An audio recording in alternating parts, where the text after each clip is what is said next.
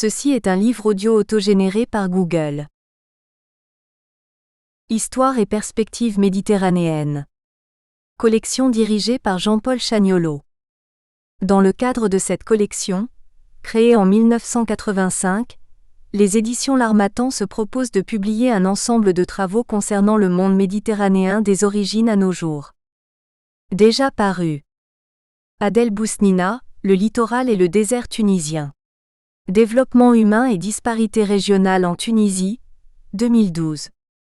Guy Feuer, Kamel YAHMI, un dialogue pour la réconciliation, un Algérien de France, un Français d'Algérie, 2012. Abderrahman Elberrhouti, Outils médiatiques et population du Moyen Atlas marocain, 2012. Fedj Matoug, John F. Kennedy, La France et le Maghreb, 1957 à 1963, 2012. Abdelkrim Saha, migrant berbère marocain, de l'oasis de Figuig à Paris, 2012. Salam Oubi, l'Algérie face au choc extérieur, 2012. Jean-Michel Salgon, Dictionnaire de l'islamisme au Maghreb, 2012. Mahmoud Ouraba, Premier pas. Souvenirs autour d'un projet de développement de l'Algérie, 1963-1980, 2012. Xavier Jacquet, Ces appelés qui ont dit non à la torture, 2012. Daniel Lago, Responsabilité de protéger et guerre humanitaire. Le cas de la Libye, 2012. Michel Bure, Algérie 60. Mascara Sétif, 1er janvier 1960 au 16 février 1961, 2012. Ali Abbassi, Espace francophone tunisien ou Main de Fatma, 2011. Chokri Ben Fr ADJ, Olivier et oléiculture en Tunisie, 2011. Guillaume Doupe, Les Algériens dans le prisme des faits divers, une lecture de la guerre d'Algérie, 1954 à 1962, 2011. Sébastien Abyss et Damien Cordierferon, Bizert, Otages de l'histoire. De la Seconde Guerre mondiale aux indépendances du Maghreb, 2011. Fabien Sacriste, Germaine Tillion, Jacques Berck, Jean Servier et Pierre Bourdieu. Des ethnologues dans la guerre d'indépendance algérienne, 2011. Abraham Lahnite, L'application du traité de Fès dans la région du Souss, 2011.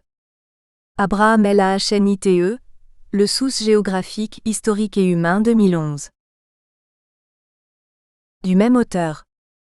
Le Gourara, Études de géographie humaine. Mémoire de l'Institut de recherche saharienne numéro 3, Université d'Alger, SD, 1957. 222 pages plus 19 planches photos achetées. La Tierra y el Hombre en Menorca.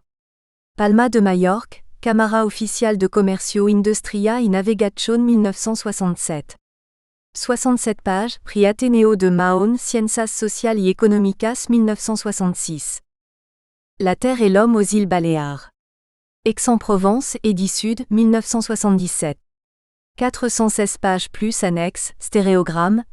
Prix Ciudad de Mallorca Georges Sand 1978, Médaille de la Société de géographie de Paris 1978. Développement et mutation au Sahara maghrébin. Orléans, CRDP. Académie d'Orléans-Tours, SD, 1993.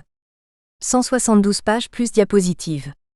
Mythe et réalité d'un désert convoité, le Sahara. Paris, Éditions L'Harmattan 2003. 479 pages, Prix Maréchal Lyotet Académie des sciences d'outre-mer 2005.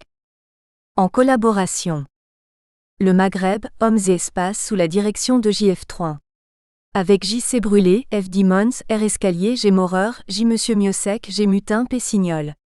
Paris, Armand Collin éditeur, 1985. 360 pages. La caravane.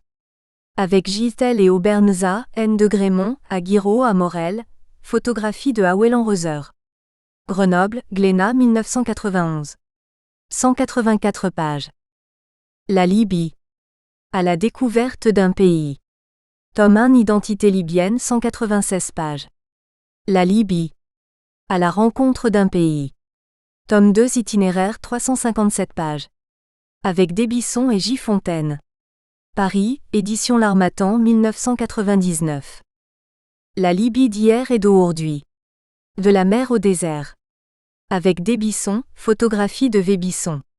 Courbevoie, ACR. Édition internationale, 2002. 335 pages. Mauritanie. Aux confins du Maghreb. Avec D. et V. Bisson, participation de J. Bisson. Courbevoie, ACR. Édition internationale, 2005. 323 pages. Le Grand Maghreb, sous la direction de J.F. Troin. Avec V. Bisson, J.C. Brûlé, R. Escalier, J. Fontaine, P. Signol, F. Troin. Paris, édition Armand Collin 2006. 384 pages. Publication concernant la marine et l'histoire maritime. Géopolitique et hasard de l'histoire, la France à Minorque, 1756 à 1763. La Terre et les hommes. Mélanges offerts à Max Desruaux. Collection Association des publications de la Faculté des Lettres de Clermont-Ferrand, 1990, pp. 427 à 438. Une flotte de combat. À l'économie. MRB, le modèle réduit de bateau numéro 331. Paris, VK Presse, 1991, pp. 34 à 35. Quand la maquette révèle la silhouette. Nancy, Histoire de la marine numéro 6, automne 2006, pp. 42 à 48. Mahon, base navale et gage diplomatique. Les Français à Minorque, 1756 à 1763. Nancy, Histoire de la marine numéro 9, été 2007, pp. 93 à 98. Remerciements. Nombreux sont ceux qui, au cours de la rédaction de cet ouvrage, m'ont apporté leur soutien. Simple lecteur attentif ou avide d'en savoir plus, sur la place de la Méditerranée durant la Seconde Guerre mondiale, ils m'ont obligé par leurs remarques et leurs questionnements à préciser voire à approfondir certains passages de mes écrits parfois trop techniques pour des lecteurs peu habitués aux choses de la mer, à plus forte raison quand elles s'inscrivent dans le domaine militaire. Pour avoir eu droit à la primeur de mes écrits, mon épouse s'est révélée en la matière d'une redoutable efficacité. Ses observations inscrites en terrain connu n'en eurent que plus de portée. Car la technicité, voulue, rend parfois le texte d'une lecture difficile, aussi lui suis-je reconnaissant d'avoir su moduler l'austérité de certains paragraphes. Il est vrai que le genre même de l'ouvrage exigeait une rigueur imputable à l'éthique d'une histoire revisitée, qui critique par définition puisqu'elle remet en cause bien des conclusions acquises de vieille date, ne peut s'autoriser ni concession ni facilité. On pense tout particulièrement à ces échanges de bons mots, ces conversations de passerelles sans témoins, sans traces écrites, ces dialogues reconstitués, donc faussement authentiques, chers aux auteurs visant le grand public, sous prétexte qu'ils donnent vie au récit. Le désir de préciser l'environnement dans lequel se sont déroulés les événements nous a incités à nous rendre dans les ports qui furent, certains d'entre eux du moins, des bases navales. En tout premier lieu Malte où tout est mis en œuvre pour rappeler que l'île fut au cœur de la guerre, bien sûr Alger où nous avons longuement vécu, mais aussi Alexandrie, Mer el-Kébir, à une moindre échelle Tripoli et Benghazi en Libye, la baie de la Sud en Crète, celle-ci d'ailleurs plus radabri que base véritable. Parmi les amis qui ont suivi l'avancement de mes recherches, je citerai en premier lieu mes correspondants étrangers. Mon collègue allemand Hans-Joachim Büchner, Mayence, m'a adressé entre autres ouvrages, un précieux volume, Schlachtschiff und Schlachtkreuzung 1905 à 1970, unique par son iconographie puisqu'il traite des grands bâtiments de toutes les marines, avec plans et fiches d'une exceptionnelle richesse documentaire. Avec nos flottes de combat, autre grand classique renouvelé d'année en année, ces deux ouvrages n'ont pas quitté mon bureau. Côté Italie, Pompeo Sertorio Gênes, dont les ancêtres s'illustrèrent dans la marine sarde, m'a adressé études, références bibliographiques et articles de revues traitant de l'histoire maritime de l'Italie, notamment de la laborieuse jeunesse de la base navale de La Spezia. 2 semaines à parcourir la Libye et à bivouaquer dans les ergues du Fezzan nous donnèrent l'occasion de rappeler ce que furent ces années noires pour l'Italie. La lente descente aux enfers de la Regia Marina ou son crépuscule, Tramonto di una grande marina pour reprendre le titre de l'ouvrage rédigé par le plus prestigieux de ses chefs, l'amiral Iachino, s'inscrit dans ce contexte délétère. Complétant la documentation sur le pays de sa famille paternelle, Josette Vasori, qui enseigna l'italien dans un lycée parisien, m'a guidé dans le choix de mes lectures et facilité la compréhension de certaines expressions dont la signification exacte m'échappait. À Mahon, Baléares, Thomas Vidal, dans le cadre de recherches doctorales que nous menions en parallèle sur la spécificité des destins insulaires, sélectionner ouvrages, documents, aquarelles et tableaux extraits de ses archives familiales concernant tout particulièrement le XVIIIe siècle et la brève occupation française, 1756 à 1763, ainsi que l'utilisation des infrastructures sanitaires de Mahon durant la conquête de Algérie 1830, dont les archives de la Défense Vincennes et nos archives nationales, Paris, conservent une riche iconographie. Côté Grande-Bretagne, Alan Livingstonmith, qui partage son temps de retraite entre son Angleterre natale et ses activités culturelles en Touraine, a pu me procurer les rapports des responsables anglais de l'opération Torch, point de départ des chapitres que j'ai privilégiés. Ces remarques concernant des points particuliers m'ont été précieuses. Comme chez tout sujet de Sa Majesté, l'intérêt pour les faits et gestes de la Royal Navy n'a jamais faibli. Enfin, je ne puis oublier dans mes remerciements Mr. et Mrs. Sutherland, qui nous ont accueillis dans leur maison de Papatowai, Owaka, South Otago, à l'extrémité de l'île du Sud en Nouvelle-Zélande, et ont mis à ma disposition les ouvrages de leur bibliothèque traitant des Anzacs, ces soldats néo-zélandais et australiens, parmi lesquels plusieurs de leurs parents qui s'illustrèrent dans la guerre du désert avec la 8e armée du Commonwealth. Comment oublier plusieurs personnes, aujourd'hui disparues, qui me furent chères, elles s'inscrivent dans ma belle famille, et dont les confidences m'ont permis de percer certains non-dits relatifs aux événements qu'elles avaient vécus. Je pense à mes beaux-parents, Marc Marenko, mobilisé comme artilleur et présent lors de la canonnade de Mer el-Kébir du 3 juillet 1940, comme en témoigne une photographie prémonitoire que j'ai tenu à faire figurer dans cet ouvrage, et son épouse Liliane, dont j'ai relaté les témoignages concernant la période de Vichy, puis les suites du débarquement allié de novembre 1942. Leur cousin, Pierre Blin, officier de marine ayant servi pendant la guerre principalement à bord du croiseur Georges Legge, qui participa au pilonnage des côtes de Ligurie, port de San Remo, batterie du littoral de Vintimille, en novembre 1944, et dont la carrière s'est achevée par le commandement de l'Albatros, navire école d'application du tir à la mer. Sachant que j'étais intéressé par tout ce qui touchait à la marine, il m'a relaté le contexte dans lequel s'étaient déroulées les opérations auxquelles il avait participé, à commencer par la vaine recherche des escadres italiennes en juin 1940, puis, en septembre de la même année, par le désastreux affrontement franco-anglais de Dakar. Nos longues conversations, complétées par des documents fournis par son fils Michel, ont à plusieurs reprises avivé mon intérêt pour certains axes de recherche, d'autant plus qu'il s'agissait d'une mer qui fut par excellence le théâtre d'opération de cet officier, cette Méditerranée que est privilégiée à partir de ma modeste expérience algéroise de fin 1942, des années 1943 à 1945 et 20 ans plus tard, à partir de recherches en archives sur les Baléares et l'opération Torch. Enfin, pour avoir vécu une trentaine d'années dans l'un des grands ports de la Méditerranée, Alger, je puis affirmer que la plupart des navires qui vinrent y relâcher pendant les hostilités, nous examinions en détail à la jumelle ceux qui jetaient l'ancre dans la rade, ou mieux dans l'immédiat après-guerre y faire escale, nous pouvions les approcher à quai et les photographier, ne sont pas des inconnus pour moi. À bien réfléchir, eux aussi et les équipages qui nous faisaient visiter avec une égale fierté leurs navires inscrivent dans une chaîne d'amitié.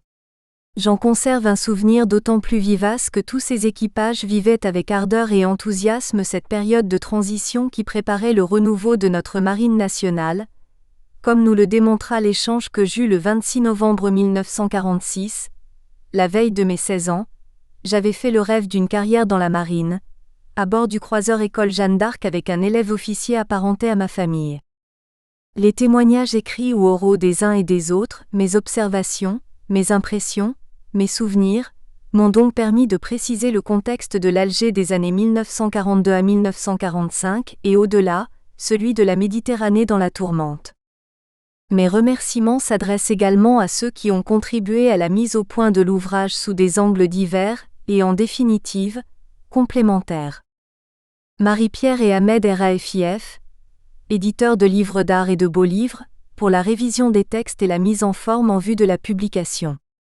Florence Troin, ingénieure cartographe, CNRS, pour ses précieux conseils concernant l'élaboration des croquis et pour leur harmonisation à partir d'une documentation très inégale. Jean-Pierre Collard, Pour la méticuleuse lecture du texte définitif qu'en correcteur averti il a doublé d'une analyse critique dont j'ai tenu le plus grand compte. Bernard Courcoul, Philippe Garnier, Alain et Anne-Marie Paulet, Bernard et Annick Rousseau, Alain Fonkerny, nos amis pour leurs remarques et leurs impressions. Un regret toutefois, que certains panoramas tirés de diapositives ou mieux, certains tableaux de maître, Albert Marquet, Roger Chaplet entre autres, ceux que nous avions sélectionnés parce qu'ils évoquaient l'ambiance générale, algéroise notamment début novembre 1942, où le retour au combat au printemps 1943 de certains de nos navires, n'ait pu trouver place, tout particulièrement en couleur dans cette publication. Ils en auraient enluminé certains chapitres. La luminosité méditerranéenne tout comme la beauté du site d'Alger compensant la gravité des situations qu'engendrait la guerre. Ce dont rendent compte certaines photographies, le noir et blanc présente l'avantage d'accentuer les contrastes que les responsables du prestigieux Imperial War Museum Londres m'ont autorisé à publier, je les en remercie. J'ai repris mes photos des années 1945 à 1948 qui, vieillies et jaunies, méritaient une remise en forme les rendant dignes d'une publication. En tirer parti a souvent tenu de la prouesse. Mon épouse s'en est chargée, ce dont je la remercie vivement. Certes, rares sont les photos qui sont d'une qualité exceptionnelle, mon matériel photo se limitait à une boîte box Tengor 6/9, mais toutes sont des documents d'époque, c'est donc à ce titre qu'il faut les accepter. Il me reste un souhait. Que le lecteur ait conscience que l'objectif constant qui a sous-tendu chacun des chapitres dont l'élaboration s'est pour certains étalée sur des années, a été de rétablir, via un éclairage revisité, la logique du déroulement des événements qui ont marqué une phase cruciale dans la guerre en Méditerranée. Loin des instances académiques, à l'écart des cercles maritimes. Esprit libre, j'aurais gagné mon pari, quitte à mettre à mal certains mythes que les commémorations perpétuent. Ce sont précisément les diverses interprétations des événements du 8 novembre 1942 à Alger, qui ont très tôt déclenché en moi la volonté de réagir. Il en est résulté que, parti du désir de me limiter à corriger l'enchaînement de certains épisodes dont j'avais été témoin, au fil de l'écriture je me suis vu entraîner à inclure mes impressions, mes souvenirs, en somme à glisser vers le mémoire, d'où le caractère hybride de l'ouvrage dans lequel point de vue personnel et grande histoire sont étroitement imbriqués. Il est en effet des éclairages particuliers qui en disent plus que la vulgate officielle, notamment quand il s'agit de définir et comprendre les mobiles ayant guidé en cette période pleine d'ambiguïté les acteurs présents sur le terrain, français, alliés, adversaires. C'est en vain que l'on trouverait dans la littérature historique une évocation de l'atmosphère régnant dans la capitale de la France en guerre, hormis l'imbroglio militaro-politique de novembre 1942, quand l'opération Torch la plaça au cœur de la stratégie alliée sur le front méridional de l'Europe.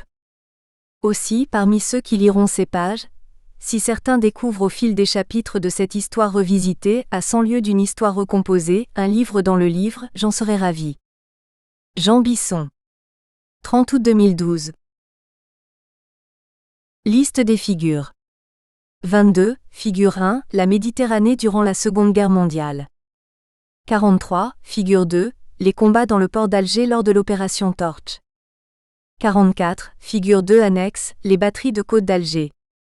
51, figure 3, trajectoire des projectiles des pièces de 120 mm du HMS Broke et de l'obusier du HMS Malcolm. 78, figure 4, l'opération par voie terrestre programmée sur Alger, 8-10 novembre 1942. 100, figure 5, la concentration des bâtiments de la Royal Navy dans le port d'Alger durant l'hiver 1942-1943. 134, figure 6, l'entrée de la rade de Mahon Minorque au XVIIIe siècle. 140, figure 7, Gibraltar durant la guerre, le roc sentinelle de la Méditerranée. 155, figure 8, Alexandrie, base navale de la Mediterranean Fleet. 163, figure 9, la base navale de Malte, la capitale La Valette et ses environs sous la domination anglaise. 178, figure 10, la base de Tarente, lieu de concentration de la Regia Marina. 195, figure 11, Bizerte, les étapes de la création de la base navale. 204, figure 12, Mer el-Kébir en 1940 à 1945 et son environnement. 291, figure 13, la ruse de Saint-Nazaire, copie d'un canal Arbeiter à cheminée unie. 293, figure 14, un coup de peinture simulant la neutralité, le HMS Welshman. 318, figure 15, les exploits des hommes torpilles italiens dans la baie d'Algésiras-Gibraltar. Avant-propos. Les historiens qui ont traité de la Seconde Guerre mondiale ont souvent fait passer au second plan le théâtre d'opérations maritimes en Méditerranée, comme s'il s'était agi d'une suite d'opérations d'une importance secondaire. À l'évidence, c'est la bataille de l'Atlantique, qui fut un élément majeur dans l'affrontement opposant l'Angleterre à l'Allemagne. La résistance des Britanniques reposait en effet sur l'absolue nécessité de maintenir un pont constant avec le Canada et les États-Unis, tant sur le plan des armes, des munitions, du carburant, que sur celui du ravitaillement pour assurer la vie de tous les jours. Ceci en attendant que la Grande-Bretagne serve de plateforme de concentration des troupes, du matériel et de la logistique, pour l'essentiel américaine. En vue du jour J toutefois fait exception l'opération Torch de novembre 1942. L'occupation des littoraux nord-africains par les Alliés se révéla être à la fois un tremplin pour l'invasion de l'Italie, puis la libération du sud de la France, et un banc d'essai pour le débarquement de Normandie de juin 1944. Mais à partir de 1942 à 1943, c'est le théâtre d'opérations du Pacifique qui a été privilégié, avec l'affrontement des deux géants, l'un à l'endroit au désastre, la marine japonaise, l'autre au fait de sa puissance, l'US Navy.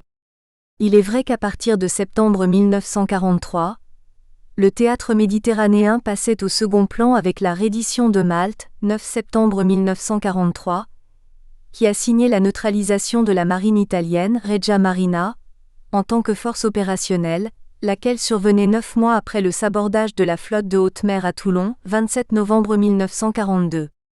C'est en fait entre juin 1940 et septembre 1943 que se sont déroulés les combats décisifs en Méditerranée. Il était normal que ce soit sur cette période, cruciale pour l'Angleterre et le Commonwealth, que les historiens britanniques principalement aient à juste titre insisté. Il faut garder à l'esprit que la décision de Churchill prise au cours de l'été 1940, de maintenir la présence de la Royal Navy en Méditerranée orientale, au lieu de la replier sur Gibraltar comme certains le préconisaient à l'Amirauté, signifiait que la primauté était donnée aux routes impériales. François Bédarida insiste sur ce point dans son Churchill qui fait autorité. En revanche, c'est d'une part la libération de la Corse, septembre 1943, puis la participation du Corps expéditionnaire français, CEF, à la campagne d'Italie, d'autre part le débarquement sur les côtes de Provence, août 1944, qui ont attiré l'attention des Français. La participation navale française y fut importante et pour ce qui est de la Corse, décisive, d'autant plus que sa libération fut entreprise à l'insu du commandement allié. La guerre sur mer en Méditerranée fut principalement une suite d'affrontements entre Royal Navy et Regia Marina, la marine française s'étant repliée dans une quasi-neutralité suite à l'armistice de juin 1940, sauf quelques opérations consécutives à des affrontements, généralement d'initiative britannique, Dakar, Gabon, Syrie, Madagascar, avec pour point focal l'île de Malte qui contrôle le passage du bassin oriental au bassin occidental et qui surtout était admirablement située sur L', axe maritime Italie-Libye. Il est donc compréhensible que les historiens britanniques aient plus méticuleusement traité de cette question. D'autant plus que ce sont les relations avec le reste d'un empire partout menacé, et dont l'un des axes préférentiels passait précisément par la Méditerranée, avec en toile de fond l'approvisionnement en pétrole à partir du Moyen-Orient, qui était au cœur des préoccupations des dirigeants britanniques. Aussi n'est-il pas surprenant que parmi les ouvrages qui font autorité en la matière s'impose l'ouvrage croisant les recherches de deux auteurs, Jack Green et Alessandro Massignani, intitulé The Naval War in the Mediterranean 1940 à 1943, publié à Londres en 1998, c'est-à-dire à une date à laquelle les archives étaient enfin accessibles. Le résultat en est un ouvrage de référence caractérisé par une recherche documentaire exhaustive et une remarquable clarté dans l'exposé des principales actions opposant les belligérants. Cela n'exclut pas de reprendre certains épisodes intéressant directement les Français. En tout premier lieu l'opération Torch, c'est-à-dire flambeau, mais c'est l'appellation anglaise que l'histoire a retenue, du 8 novembre 1942, ou de rappeler certains faits d'armes soulignant combien la Royal Navy a su avec maestria juguler le danger que constituait l'impressionnante Regia Marina, cela au moment même où les combats sur plusieurs fronts, Atlantique, Méditerranée, Extrême-Orient, obligeaient à disperser ses unités sur les mers et océans du globe. S'étant trouvée à plusieurs reprises en position d'infériorité sur le théâtre méditerranéen, elle a dû faire front en usant de stratagèmes et d'un incontestable ascendant moral sur son adversaire. Au point qu'avec le recul, on peut aujourd'hui affirmer que la guerre du désert, qui eut pour cadre la Libye et l'Égypte occidentale, a été gagnée sur mer. Voilà qui suffirait à justifier ces pages consacrées à quelques-unes des opérations ayant eu pour cadre la Méditerranée, figure 1, à commencer par le contrôle immédiat des installations portuaires d'Alger, atout essentiel dans la stratégie mise au point par Dwight D. Eisenhower dans le cadre de l'opération Torch, qui ne effectua pas, à Alger du moins, conformément au plan prévu, contrairement à ce qu'ont laissé longtemps entendre les historiens britanniques. Sans doute sont-ils animés d'une propension bien compréhensible à faire la part belle à la Royal Navy. Figure 1, la Méditerranée durant la Seconde Guerre mondiale. Base navale et principaux lieux d'affrontement Royal Navy Regia Marina. NB. Le Maroc, l'Algérie, la Tunisie, la Syrie, le Liban sont sous contrôle français, l'Espagne, le Portugal, la Turquie sont neutres. Intérêts et limites des témoignages personnels. À Alger même, l'adolescent que j'étais fut témoin des opérations du 8 novembre 1942, celles qui très précisément se déroulèrent avec pour cadre l'arrière-port de l'Aga dans les premières heures du 8 novembre. Je pus constater que le coup de main planifié par la Royal Navy s'était soldé par le retrait du seul destroyer ayant réussi à entrer dans le port.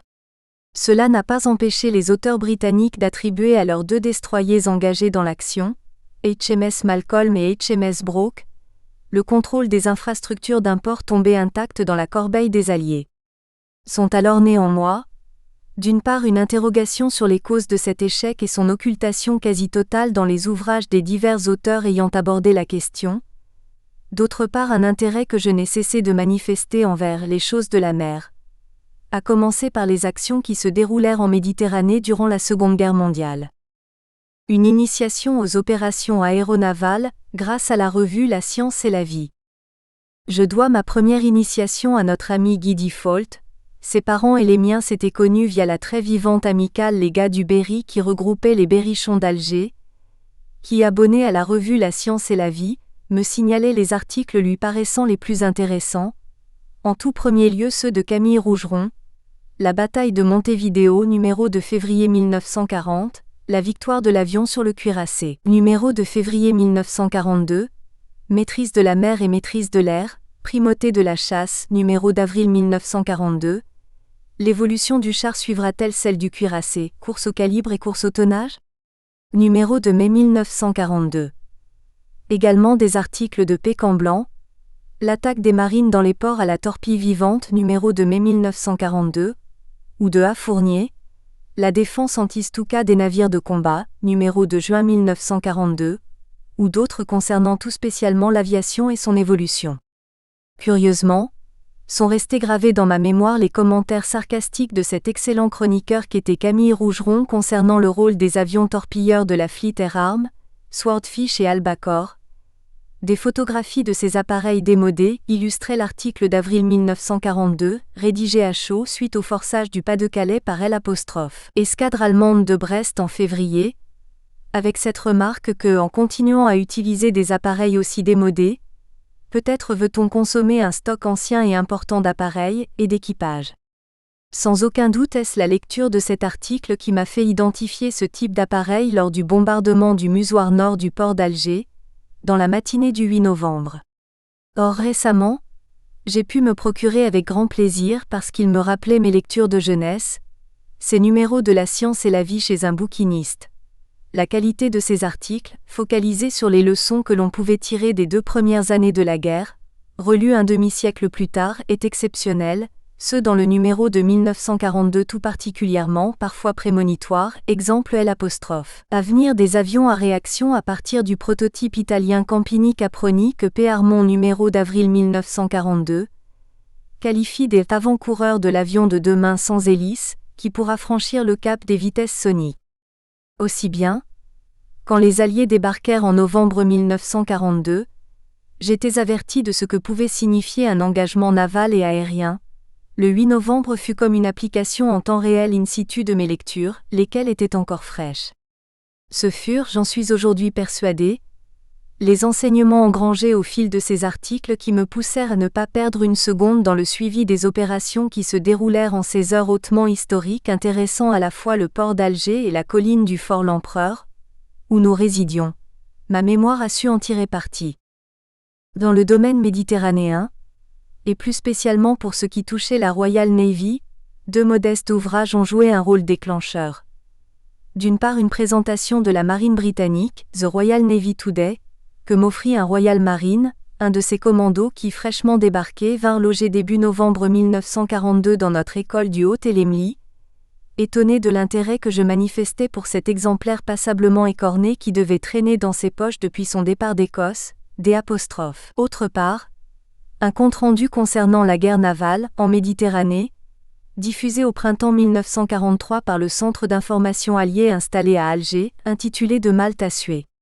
Cet intérêt fut conforté dans les années 1945 à 1950 par la visite de navires qui avaient participé aux divers affrontements de la guerre, entre autres le croiseur HMS Liverpool qui mena un tout premier combat contre les Italiens, canonnage du port de Tobrouk, dont j'eus la surprise, doublée d'une réelle émotion, de revoir à Tobrouk la cloche qui ornait l'apostrophe. Entrée du cimetière britannique, une manière de rappeler combien la guerre du désert a grandement reposé sur la pugnacité de la Royal Navy. Le port d'Alger dans l'immédiat après-guerre, des visites de navires facilitées. À partir de 1945, ce furent des visites, parfois sommaires, parfois très complètes, de navires tels le cuirassé USS Missouri, le destroyer d'escadre HMS Shakers, à bord duquel servait le duc d'Édimbourg, et nos bâtiments de la Marine nationale à l'occasion de leur escale dans le port d'Alger. Ces derniers, ceux que je pus visiter, furent 14 au total, dont en majorité des bâtiments sortis des chantiers français et qui tous avaient participé à des opérations de guerre. La Moqueuse, la Jeanne d'Arc, la Lorraine, le Richelieu, le Georges Legge, le Duquesne, le Malin, le Triomphant, le Simoun. Auxquels s'ajoutaient quelques navires de combat d'origine étrangère. La Curie, ex-HMS Vox, sous-marin prêté par les Anglais au FNFL, il leur sera rendu en septembre 1946, le Blaison, ex-U-Boot, le Hoche, ex-Z-25 de la Kriegsmarine, le Kutla, ex-PC 1560 de l'US Navy, la Romanche, ex-HMS Colossus, porte-avions mis à la disposition de la France par la Royal Navy. La gamme, très complète, allait donc du petit escorteur au cuirassé en passant par le porte-avions, le croiseur, le torpilleur, l'aviso, le sous-marin. Bref, un échantillonnage de navires construits dans les chantiers les plus divers, donc des possibilités de comparaison qui me familiarisèrent avec la diversité des missions dévolues à ces navires. Par ailleurs, deux matelots, l'un du croiseur Georges Legge, l'autre de l'escorteur Kutla, furent nos invités à l'occasion de leurs escales à Alger, dans les années 1945 à 1950, ce qui me valut en retour de pouvoir me rendre à bord de leur navire, fréquemment pour le Kutla qui eut durant des mois pour port d'attache Alger, plus rarement pour le Georges Legge. Quant à la revue Marine nationale, elle entretenait chez le lycéen que j'étais l'intérêt pour la marine à laquelle j'avais pris goût en lisant les récits concernant les actions navales durant la Grande Guerre due à la plume talentueuse de Paul Schack, dont il avait vécu certaines dans l'Adriatique et le canal d'Otrante à partir de Tarente, Brindisi ou Malte, au titre d'officier de marine. Celle de la Seconde Guerre mondiale allait paraître dans la collection France-Empire durant les années 1947 à 1950 sous la plume d'officiers ayant participé à des opérations de guerre, principalement en Méditerranée. Le talent le partageait à part égale avec le professionnalisme. Plus tard, je devais intégrer dans mon enseignement universitaire un cours, non pas sur les marines de guerre, sinon par le biais de remarques d'ordre géopolitique, par exemple à propos du canal de Panama et du gabarit de ses écluses qui guida les concepteurs de la marine impériale japonaise dont l'objectif était de damer le pion à leurs adversaires américains, mais sur l'évolution des trafics et des routes maritimes avec pour conséquence directe les nouveaux aménagements portuaires, ce qui signifie que l'intérêt que j'y est très tôt porté aux choses de la mer, n'a jamais fléchi. Depuis une dizaine d'années, la qualité des publications concernant les flottes de combat, Léla Presse à Outreau, Marine Édition à Nantes pour la Marine nationale, Ermanno Albertelli pour la Regia Marina ont publié des albums d'une richesse exceptionnelle, permet d'accomplir des prouesses en matière d'exactitude. Aussi ai-je repris un demi-siècle après mes premières maquettes la réalisation toujours au 1/500e de maquettes des bâtiments français les plus représentatifs quand éclata la guerre, le Malin, le d'Entrecasteaux, l'Émile Bertin ou le Simoun, ces deux derniers dans leur version modernisée en 1943, réalisation doublée d'un affinage très complet des maquettes réalisées en 1947 dans leur état à la veille de la guerre, notamment celle des croiseurs Georges Legge et Algérie, deux bâtiments particulièrement réussis sur les plans militaires et esthétiques. Aussi la possibilité de coller à la réalité via la maquette m'a-t-elle incité à illustrer les pages de cet ouvrage avec les photographies de ces maquettes, auxquelles j'ai joint celles de figurines en étain que l'on peut se procurer au Musée national de la marine et dont la fidélité surprend, quoiqu'à échelle 1250e. La comparaison entre navires italiens et français, les deux rivaux depuis les années 1920 à 1930, y gagne sur le plan didactique. J'ai donc toujours examiné ce qui a été écrit sur les flottes des diverses marines et sur les événements maritimes, notamment les affrontements majeurs en mer durant la Seconde Guerre mondiale, avec l'esprit critique que m'ont valu mes études universitaires et l'exercice d'une carrière tout entière consacrée à des recherches relevant des sciences humaines, dont on sait qu'elles prennent appui autant sur le document écrit que sur l'enquête directe, celle-ci étant à privilégier. Aussi le témoignage personnel, en l'occurrence le mien, à condition d'en confirmer la véracité grâce à des recherches complémentaires, me paraît-il pouvoir prendre place parmi les éléments dignes d'être retenus. Telle est la raison qui m'a incité à chercher à comprendre pourquoi, par exemple, une opération aussi soigneusement planifiée par les Britanniques que celle du contrôle direct et immédiat du port d'Alger a pu aboutir à un fiasco sur le plan naval. Pour avoir été un témoin oculaire, depuis les hauteurs d'Alger avec vue sur tout le port et la rade, des combats qui se déroulèrent en cette nuit et cette matinée de novembre 1942, il m'a semblé justifié de rappeler l'enchaînement des différentes phases de cette opération navale et de les traduire graphiquement, figure 2.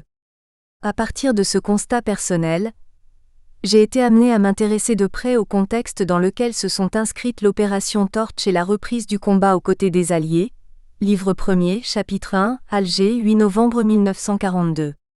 Ce qui m'a conduit à dépasser ce jour qui signifia pour nous, Français résidant en Afrique du Nord, la véritable entrée dans la guerre, livre 1er, chapitre 2, Alger, capitale de la France en guerre, puis adresser un bilan des forces en présence, en examinant la situation de chacune des bases navales en Méditerranée, leurs atouts, leurs faiblesses, livre 2, chapitre 1, un maillage de bases navales sans équivalent dans le monde, afin de mieux saisir ce que fut le rôle exact du port Alger durant cette période de brutale transition, puis à détailler l'état des forces navales présentes en Méditerranée, livre 2, chapitre 2, avec l'intervention du porte-avions qui a déterminé l'issue de la guerre en Méditerranée, enfin à rappeler livre 3e, chapitre 1, l'entrée en lice sur une grande échelle de la guerre des ondes qui eut pour conséquence de porter un coup fatal au moral des marins italiens, chapitre 2, la reddition de Malte. Dans ce même chapitre, la conscience des marins à l'épreuve, il a paru essentiel de se livrer à une réflexion concernant les drames qu'ont vécu les marins français armant la plus belle flotte que la France ait possédée depuis 2 siècles, et dont le souvenir, souvent douloureux, est encore bien présent chez les rares survivants. Car les hommes qui avec courage, audace et ténacité ont armé ces navires, qu'ils soient français ou étrangers, alliés ou adversaires, ne doivent pas tomber dans l'oubli. Il est parfois difficile de comprendre leurs états d'âme, leurs prises de position, nous-mêmes qu'aurions-nous fait ? Car à l'époque il n'était pas toujours facile d'y voir clair. Raison de plus pour prendre en compte le point de vue de ces acteurs, mieux même, la réaction à chaud de modestes témoins, car une remarque, parfois d'apparence anodine, un propos spontané, en révèle souvent plus pour la compréhension d'un événement que les récits savamment élaborés de hauts responsables, militaires ou politiques. De la part de ces derniers, le récit de vie trop souvent pro-domo est suspect. C'est pourtant généralement lui que l'histoire a retenu, une histoire qu'il est donc grand temps de revisiter, source aujourd'hui accessible, recherche menée loin des passions de l'époque, recul historique, le permettent désormais. Au risque de détruire des mythes. Livre 1er. Le tournant de la guerre à l'Ouest. Chapitre 1. Alger, 8 novembre 1942. Une journée singulière sous les canons du fort L'Empereur. Chapitre 2. Alger, capitale de la France en guerre. Chercher à comprendre les événements marquant cette période de la guerre qui s'étend de novembre 1942 à septembre 1943 est l'objectif des lignes dont j'ai décrit dans l'avant-propos le déroulement. En ont été exclus les récits des différents affrontements sur le théâtre méditerranéen entre marines ennemies, Regia Marina et Royal Navy, bientôt renforcés par les bâtiments de la Marine nationale ayant rallié les Alliés après le 8 novembre 1942. D'ailleurs, les plus importants de ces affrontements s'étaient déroulés antérieurement à novembre 1942. Abondamment décrits par divers auteurs dont on retrouvera le titre des travaux dans la bibliographie générale, il n'a pas paru indispensable d'en retracer le déroulement tactique. L'optique adoptée dans les lignes qui suivent ne le justifie pas. Mythes, oublis et non-dits de l'histoire. Il a en effet semblé essentiel de s'attacher à la compréhension des faits et au passage, de nuancer, voire de corriger ce qu'ont présenté d'excessif les mémoires de chefs alors responsables qui, à de rares exceptions, ont tendance à se justifier, ou de passionnels des récits qui, au-delà du parti pris à connotation politique, ont pour excuse de n'avoir pu s'appuyer sur des sources incontestables que les recherches récentes ont mises au jour, les travaux de l'Américain Robert O. Paxton concernant aussi bien la position de l'amiral Darlan que celle de l'armée de Vichy, directement impliquée lors de l'opération Torch de novembre 1942, en représente à coup sûr la plus belle démonstration.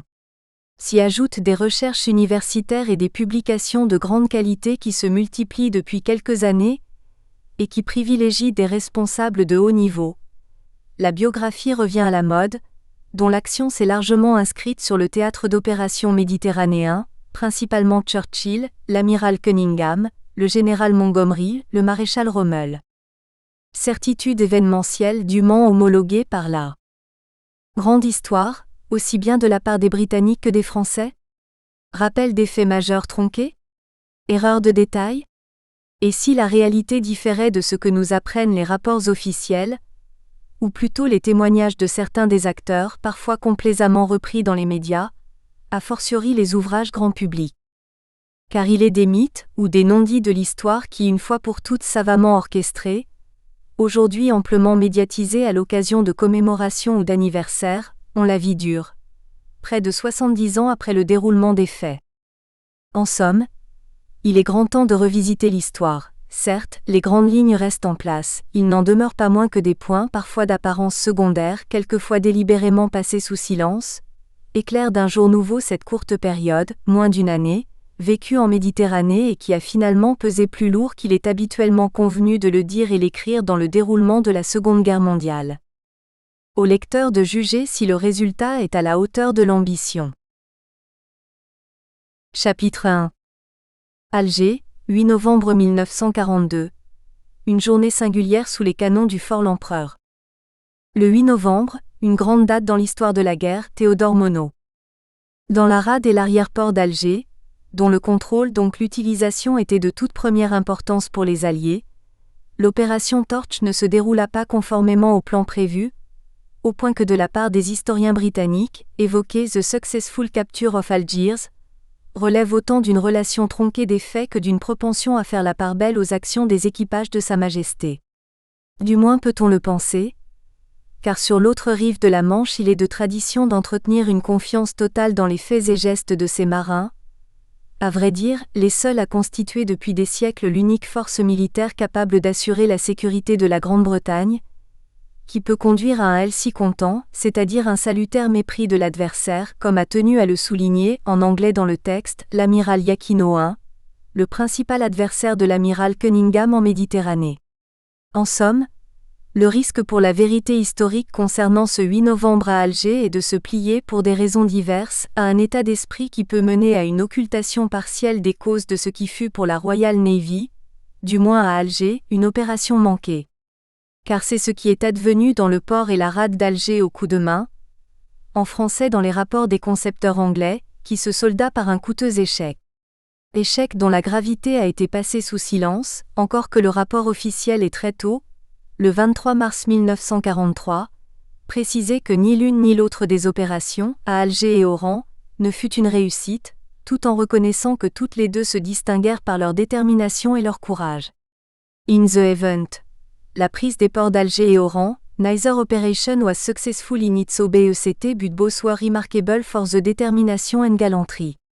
C'est un constat qui aurait dû attirer l'attention les historiens, dont le silence peut s'expliquer par le fait que ces deux opérations, dont l'objectif était de s'assurer le contrôle des deux plus importants ports de la côte nord-africaine, ne furent que des incidents dans le déroulement de l'opération Torch, qui, elle, fut globalement une réussite puisqu'elle eut pour résultat de faire passer l'Algérie et le Maroc sous le contrôle des Alliés mais deux destroyers hors de combat, rien qu'U'. À Alger, la plus grosse perte de la Royal Navy en ces circonstances, cela mérite quelque interrogation. En dépit du fiasco naval à Alger même, tardivement reconnu par un Anglais, David Rolfe II, il fated attaques on Algiers and Oran were bloodily repulsed. Traduction. Les malchanceuses attaques sur Alger et Oran furent repoussées dans le sang. Est-il pour autant exact que ce furent des opérations coup de poing, programmées par quelques groupes de résistants déterminés à se saisir des centres névralgiques d'Alger qui permirent que la capitale de l'Afrique vichiste tombe en un temps record et sans coup férir dans l'escarcelle alliée? Voici donc quelques points d'histoire qui méritent examen critique, le premier dans un contexte purement militaire et naval, le second dans un cadre plus politique que tactique. Alger, un banal coup de main pour la Royal Navy? Pour la plupart des historiens français ou étrangers, évoquer l'opération Torch, débarquement des Alliés sur les littoraux nord-africains au début novembre 1942, c'est mettre avant tout l'accent sur l'imbroglio dans lequel se trouvèrent empêtrées les autorités politiques et militaires en poste à Alger, ville qui, à la faveur d'une liaison directe et secrète par câble sous-marin, le câble Baudot, se trouvait être l'épicentre des rapports France de Vichy Empire. L'opération Torch s'inscrivait dans cette vaste entreprise que l'histoire a retenue comme ayant constitué le premier exercice en vrai pour la libération de l'Europe, encore que la décision et le déclenchement de l'opération ne semblent pas s'être inscrits dans une logique clairement définie. Pari audacieux toutefois, qui avait mobilisé près de 400 navires et qui fut l'occasion pour les Américains de rôder, fort mal, ils le reconnaîtront plus tard, au point que jamais plus ils ne tenteront un débarquement de nuit, tant la confusion avait été extrême. Car les phases successives d'une mise à terre de milliers de combattants sur un littoral réputé hostile, puisque contrôlé par Vichy, et de surcroît battu par une forte houle, du moins côté Atlantique, causèrent le chavirement de nombre d'embarcations de débarquement. Or le contrôle du port le mieux équipé de la côte méditerranéenne du Maghreb, celui d'Alger, qu'il leur fallait saisir intact, s'inscrivait dans le plan des Alliés comme l'un des objectifs majeurs. Beaune, aujourd'hui Annaba, ou Tunis, était trop proche des bases maritimes ou aériennes contrôlées par les forces de l'Axe. Aussi est-ce la raison pour laquelle le Maghreb occidental, de la côte atlantique à Alger inclus, avait été sélectionné pour le Ourgi. Certes, les combats à Alger et ses environs ne durèrent qu'U'. Une nuit et une journée, si bien qu'avec 149 tués et 278 blessés terre et air, du côté français 3, auxquels s'ajoute une dizaine de marins, notamment parmi ceux qui armaient le fort du Perret, à l'ouest des Alger, et dans les rangs américains principalement, une cinquantaine de tués. Les pertes furent minimes relativement comparées à celles enregistrées au Maroc. 475 marins et soldats français tués, 337 dans les rangs alliés, ou à Oran, 195 français, 276 britanniques et américains 4. Tous furent victimes de l'attitude ambiguë des hiérarques de Vichy, obsédés par le souci de préserver la France métropolitaine et l'empire des représailles allemandes, qui l'emportaient sur tout sentiment personnel, a tenu à préciser Robert O. Paxton, fin connaisseur de la France de Vichy. Pour autant chercher à saisir les raisons pour lesquelles la tentative de s'emparer du port d'Alger, et d'éviter d'éventuelles destructions de notre part, par un coup de main n'aboutit pas au résultat escompté ne peut se réduire au pénible déroulement des querelles franco-françaises dont le pic paroxystique se manifesta lors de ces journées que l'histoire officielle a retenues comme ayant scellé le renversement de la place de la France, hors contrôle de l'Axe, durant la Seconde Guerre mondiale. En fait, cet échec de la Royal Navy à Alger, le contrôle du port était un atout essentiel dans la stratégie alliée 5, n'a jamais été l'objet d'une analyse explicative de la part des auteurs ayant relaté ces événements. Il est vrai qu'il était plus facile de se limiter à décrire l'enchaînement des péripéties ayant ponctué ces journées de novembre 1942. Il est vrai aussi que les sources étaient partielles, et pour certaines d'entre elles, longtemps non consultables. Sans oublier un point de vue souvent entaché de partialité. Pour des lecteurs français, de surcroît s'ils avaient vécu la période, n'était-il pas prioritaire de justifier le rôle de l'amiral Darlan VI durant ces journées cruciales et, chemin faisant, de réhabiliter une image politique brouillée par son changement de camp en novembre 1942 ? Là réside l'un des thèmes redondants de la littérature française abordant le déroulement des journées de novembre 1942.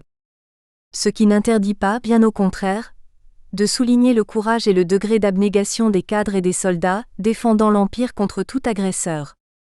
Puisque tel était le mot d'ordre que le général Weygand avait ancré dans l'esprit de chacun, quand quelques mois plus tôt il s'était adressé aux cadres de la garnison d'Alger, mon père en fut, et fortement impressionné par les propos tenus par le général, il nous en résuma les termes, nullement confidentiels mais bien au contraire destinés à être portés à la connaissance de l'opinion.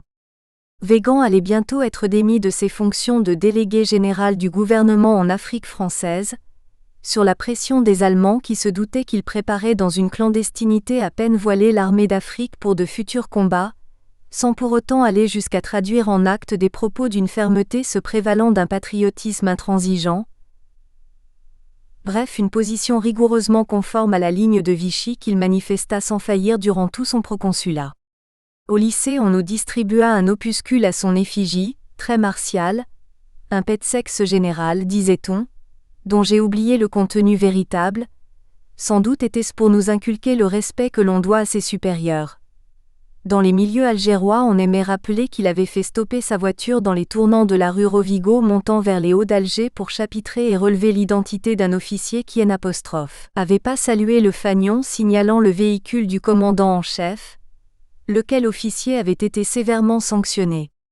Reprise en main, la troupe de la garnison d'Alger, tout comme celle d'Oran, ne manifestera aucune hésitation à tirer sur nos agresseurs en cette nuit du 7 au 8 novembre. Ce qui fut tout naturellement la position face aux alliés de l'amiral Moreau, préfet maritime de la 4e région transférée de Bizerte à Alger depuis juin 1940, dont les écrits concernant ces journées historiques méritent une attention toute particulière, dans la mesure où ils donnent une version des faits très circonstanciée, pour l'essentiel basée sur le rapport de l'amiral Leclerc VII, son adjoint et subordonné en poste à l'amirauté des Alger, donc directement impliqué dans le déroulement des épisodes qui ponctuèrent ce 8 novembre, un rapport dont on peut supposer qu'il fut rédigé à chaud. Il sera fait appel à l'ouvrage de l'amiral Moreau, publié bien des années plus tard, 43 ans, et au compte-rendu du vice-amiral Bureau 8, responsable du débarquement sur le littoral algérien, afin de confirmer, nuancer ou corriger tel ou tel élément de mon témoignage, un témoignage dont j'ai donné une synthèse sous la forme d'un croquis dressé à partir de mes propres observations. Car le lycéen que j'étais alors se trouva être un témoin oculaire des opérations menées par la Royal Navy dans le port d'Alger pour s'assurer le contrôle de ses infrastructures et les saisir intactes. J'ai pris soin d'en affiner l'horaire en m'appuyant sur les récits de ces deux amiraux, tout en tenant compte du décalage horaire, heure GMT, heure Afrique du Nord. Le général Eisenhower, responsable de l'opération Torch, insiste dans ses mémoires, Croisade en Europe, sur ce point d'un intérêt capital à ses yeux, que constituera la prise immédiate d'Alger, car aucun autre port sur le littoral méditerranéen de l'Afrique du Nord n'égalait celui d'Alger en équipement, outillage, longueur des quais, superficie des terre-pleins, CF Infra, livre second. De la possibilité de son utilisation sans délai, dépendait le succès des opérations futures sur le sol africain, donc sur le théâtre méditerranéen. Sous la batterie des 75 mm du fort L'Empereur. Lorsque le débarquement allié survint, notre famille occupait depuis la rentrée scolaire d'octobre 1942 un logement de fonction dans cette école du Haut-Télémli dont ma mère venait d'être nommée directrice. Cette école, photo 1 et 2, on la repère facilement lorsqu'on arrive à Alger par la mer. Elle domine la ville, au pied de la colline très pentue, et terrain nu, sans doute alors non édificandi, couronné par le fort L'Empereur neuf. Ce vieux fort, qui servait ce 8 novembre 1942 de page C à l'armée de terre, donc de page C du général Juin, commandant en chef, et de casernement aux artilleurs de la défense antiaérienne. Les Algérois le connaissaient bien car il était surmonté d'un obélisque de 50 mètres de haut, photo 6, dont l'entrée était gardée par un lion de bronze faisant la joie des enfants qui adoraient l'escalader et s'installer à califourchon sur son dos. Ce monument, érigé en 1912 à la mémoire des morts de l'armée d'Afrique, ceux de la conquête et des combats qui suivirent, avait été édifié en ciment armé. De ce fait creux, il était coiffé d'une verrière d'où s'offrait une incomparable vue sur la totalité de l'agglomération algéroise. Dans un état de guerre, il avait le tort d'être visible de partout, donc de servir de repère pour l'aviation. Sa pointe émergeait du brouillard artificiel que les Alliés répandaient dès la nuit tombante sur l'agglomération algéroise et son port. Ce qui vaudra à la colonne d'être dynamitée le 3 février 1943. 2 soldats vinrent nous avertir d'ouvrir nos fenêtres, afin de ne pas les voir voler en éclats. Pour revenir à notre poste d'observation, l'école du Haut-Télémli, il faut préciser que située à l'altitude d'environ 170 mètres, elle dominait le port d'Alger ainsi que cette baie d'un ovale parfait que nous embrassions dans sa totalité, de l'Amirauté au cap Matifou, figure 2 annexes. Seul la Casbah, le quartier de Bab el-Oued, celui de Notre-Dame d'Afrique, celui du faubourg de Saint-Eugène à l'extrême ouest, étaient cachés à nos regards. L'opération Torch. Aux Américains le Maroc, aux Britanniques le littoral algérien. Pourquoi la maîtrise des opérations dépendait-elle du commandement américain sur la côte atlantique, du commandement anglais sur la côte méditerranéenne? Il s'agit d'une décision traduisant une divergence de point de vue, qui a pesé lourd dans le déroulement de la guerre en Afrique du Nord. Pour les Américains, l'attitude de Franco était à prendre très sérieusement en considération, et c'est d'ailleurs la raison pour laquelle les livraisons à l'Espagne effectuées au titre d'aide économique avaient été intensifiées afin de convaincre le caudillo qu'il n'avait pas intérêt à basculer dans le camp adverse. Car si avec son accord, la Luftwaffe occupait des pistes d'avions en Andalousie, et la Wehrmacht les régions méridionales de l'Espagne, voire le Maroc espagnol, le détroit serait fermé et la consolidation des forces alliées au Maghreb très compromise. Aussi le président Roosevelt adressa-t-il le 8 novembre à 0h, via l'ambassadeur des États-Unis, un message à Franco destiné à apaiser ses craintes devant l'opération Torch et l'inciter à rester à l'écart de la guerre. Ce qui n'était toujours pas acquis fin 1942, Franco balançant dans l'espoir qu'en échange de facilités accordées aux troupes allemandes, il se verrait récompensé par une extension de son Maroc espagnol au détriment du territoire du protectorat français. C'est pourquoi, toujours côté américain, s'assurer d'abord d'une base solide en territoire marocain, dont les principaux ports étaient ouverts sur l'Atlantique, constituait un préalable qui demanderait quelques 3 mois avant de venir épauler les Britanniques en Tunisie. Le plan britannique était plus audacieux et offensif.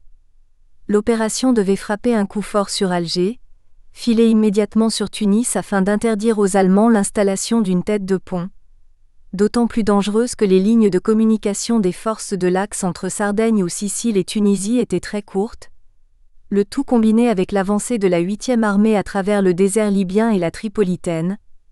De fait, Rommel qui avait échoué devant El Alamein amorçait sa retraite le 7 novembre. Les stratèges anglais avaient même envisagé que des avions de l'US Air Force aillent dès le 8 novembre se poser sur les pistes ou aérodromes tunisiens, principalement celui de Tunis El Aouina, genre d'opération qui aurait eu pour avantage d'interdire l'atterrissage des avions allemands quitte à risquer la capture des équipages. Il n'en fut rien, les Allemands entreprirent immédiatement de transférer, en priorité par transport aérien, des troupes d'élite, des armes antiaériennes, du carburant. La campagne de Tunisie, qui commençait devait s'étaler sur plus de 6 mois, de novembre 1942 à mai 1943, et se solder chez les Alliés par 10 290 tués, 38 688 blessés, 21 363 disparus, soit un total de 70 341 pertes, 12 290 tués pour les forces de L', dont 8 563 chez les Allemands, 3 727 chez les Italiens. Ce lourd bilan, établi par l'historien britannique David Rolfe, The Bloody Road to Tunis, laisse entendre que si la stratégie anglaise avait été prise en considération, les pertes auraient été infiniment plus faibles.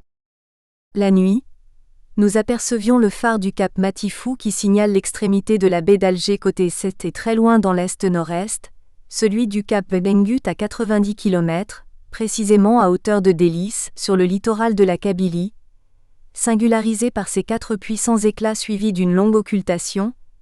Il fallait 2 jours un temps extrêmement clair pour le repérer à la jumelle, certains jours à l'œil nu, notamment après un orage ou une forte pluie. Au perché, nous étions donc aux premières loges, à la différence de la majorité des Algérois qui eurent du mal à saisir la portée des événements, du moins en ce qui concerne les combats qui se déroulèrent dans la baie et le port d'Alger ce 8 novembre 1942. Heureusement pour nous, les civils, il y eut plus de peur que de mal. Notre chance fut de résider auprès des responsables politiques et militaires, et à l'épicentre du mouvement de résistance qui avait préparé l'intervention des Alliés. Ces 2 données, combinées à l'absence dans le port de navires de guerre puissamment armés, à la différence d'Oran, valurent à Alger même moins de 20 heures d'affrontement entre défenseurs français et amis américains, ces derniers ayant eu le tort, dans le contexte de l'époque, d'être de mèche avec les agresseurs britanniques.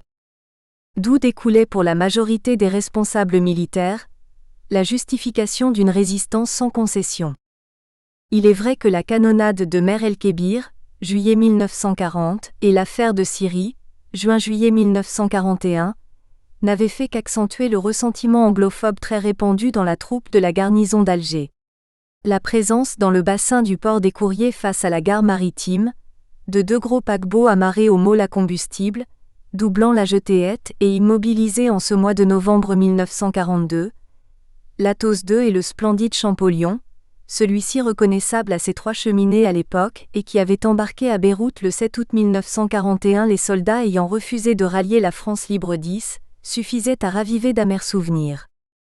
Les soldats anglais, du moins ceux des premières vagues d'assaut, étaient donc coiffés du casque US très enveloppant au lieu de leur traditionnelle galette, ronde et bombée, à l'évidence copie en acier du protège-tête des mineurs. Dans une galerie de mines, le danger vient avant tout du haut.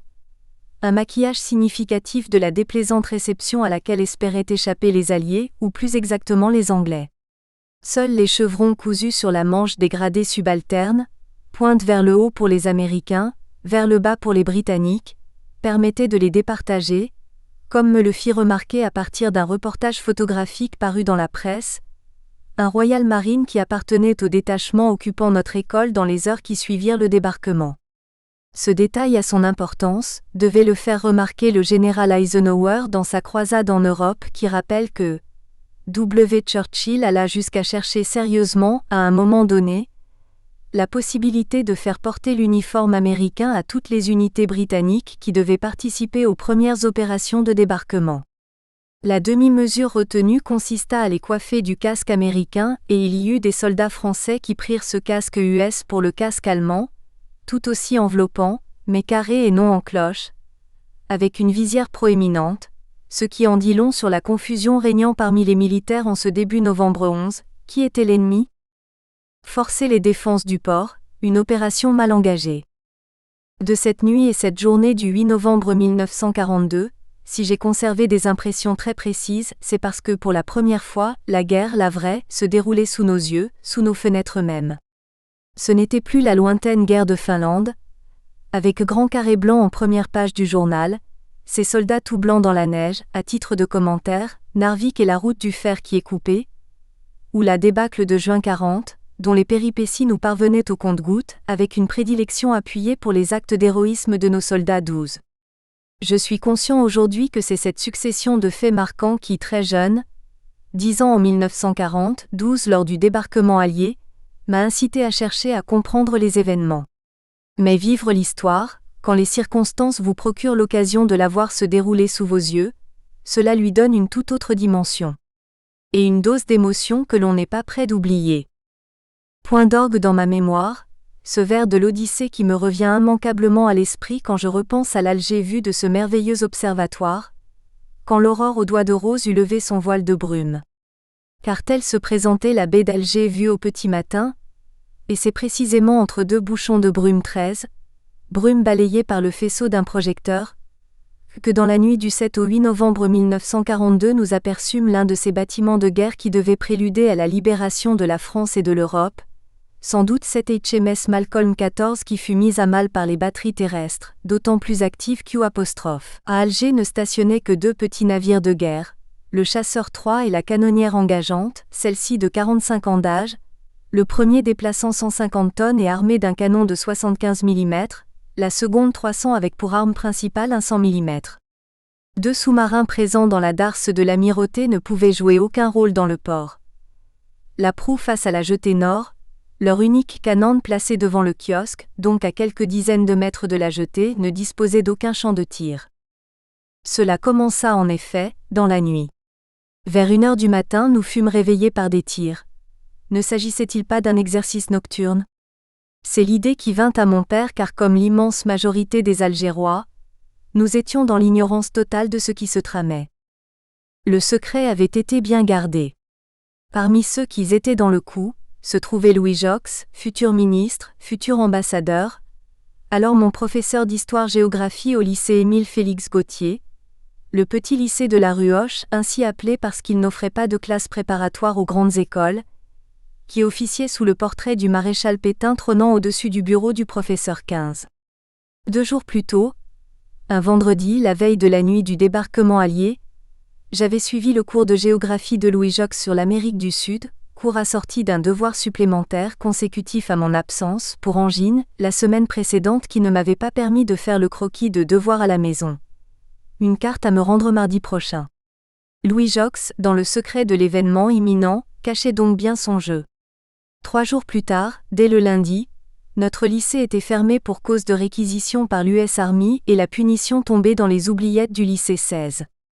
Du coup, mon année de 5e passa à la trappe. Louis Jox, gaulliste de la première heure, ses collègues l'avaient subodoré avant que le qualificatif ne se précise et ne prenne un caractère infamant dans une Algérie qui devait, avec zèle, prendre fait et cause pour la Révolution nationale. Et ce, très précisément lorsque la nouvelle éclata que les armées allemandes avaient le 21 juin 1941 envahi la Russie. En cette occasion, Louis Jox faisait partie d'un groupe d'enseignants qui partageaient un compartiment du train les conduisant à Tunis pour participer aux jurys et oraux du baccalauréat. À la gare frontière de Gardimaou, Louis Jox descendit du train pour aller aux nouvelles et en revint radieux, un journal à la main tout en clamant haut et fort « Eh bien ça y est, ils sont fichus, ils viennent d'envahir la Russie, c'est l'aventure napoléonienne qui recommence 17. » Or cette nuit-là, nous étions le 8 novembre, dans la baie, tout près de la passe sud que balayaient par intermittence les faisceaux de 2 projecteurs qui se croisaient. Détail confirmé par l'amiral Moreau, celui du fort des Arcades et celui du fort l'Empereur, lequel en passant au-dessus de notre quartier l'illuminait d'une lumière crue, un navire de guerre ouvrait le feu en direction du rivage sud de la baie d'Alger. J'ai le souvenir profondément ancré d'un tir de projectile traçant, car l'image qui m'est restée est celle d'un chapelet serré de lumignon filant à vive allure vers la côte située à très faible distance, figure 2, photos 3 et 4. C'était à l'évidence le fort des Arcades qui était visé, ou plus précisément, comme l'a écrit l'amiral Moreau, son projecteur qui éblouissait les assaillants, ce fort qui, à l'altitude de 133 mètres, domine le jardin d'essai, avec un léger décalage de quelques 200 mètres vers l'ouest, et se situe à 1 millier de mètres du rivage. Ce tir provenait soit de l'un des 2 destroyers, le HMS Malcolm, qui ne se retirera devant l'entrée du port d'Alger que vers 3 heures du matin, 2 chaufferies mises hors d'usage, CF Infra, ou le HMS Broke, tous les 2 s'étant déjà livrés à 3 tentatives pour forcer l'entrée du port, vice-amiral Bureau, soit de l'un des 2 bâtiments, HMS Cowdray et Zetland, signalés par l'amiral comme ayant été chargés d'émettre des écrans de fumée pour masquer les tentatives de l'assaut du port des Alger et de neutraliser les projecteurs dont les puissants faisceaux balayaient l'arrière-port et la portion occidentale de la baie d'Alger. À plusieurs reprises, le vice-amiral Bureau insiste sur le fait que ces projecteurs ont été fâcheux, troublesome, et dans des conclusions qui se veulent aussi des avertissements pour de futures actions, il reprend cette idée que l'entrée dans le port aurait été plus facile si les projecteurs avaient été auparavant mis hors d'usage. Entrance would be easier if searchlight could be put out of action. Seul s'en chargera le HMS Zetland puisqu'il réussira à neutraliser le projecteur du cap Matifou, Mais nous sommes à une douzaine de kilomètres du port d'Alger. Quel que soit le navire en cause, compte tenu de l'armement de ce type de bâtiment, il s'agissait de projectiles de 20 mm, peut-être du 40 mm, les deux calibres constituant l'armement secondaire à cadence rapide et à projectiles traçants de ces navires. Avant même que les canons de 75 mm du fort L'Empereur, nos artilleurs voisins perchés au-dessus du quartier du Haut-Télémli, ne les prennent pour cible, c'est comme pour le fort des Arcades, le faisceau du projecteur du fort L'Empereur, destiné au repérage des avions et complément de la DCA avant que ne se généralise le radar, qu'il est localisé avec précision dans la baie qu'il voulait supprimer. D'où les sifflements très aigus qui passèrent au-dessus de nos têtes. Mon père jugea qu'il devenait dangereux de rester exposé, aussi nous estimant plus abrités.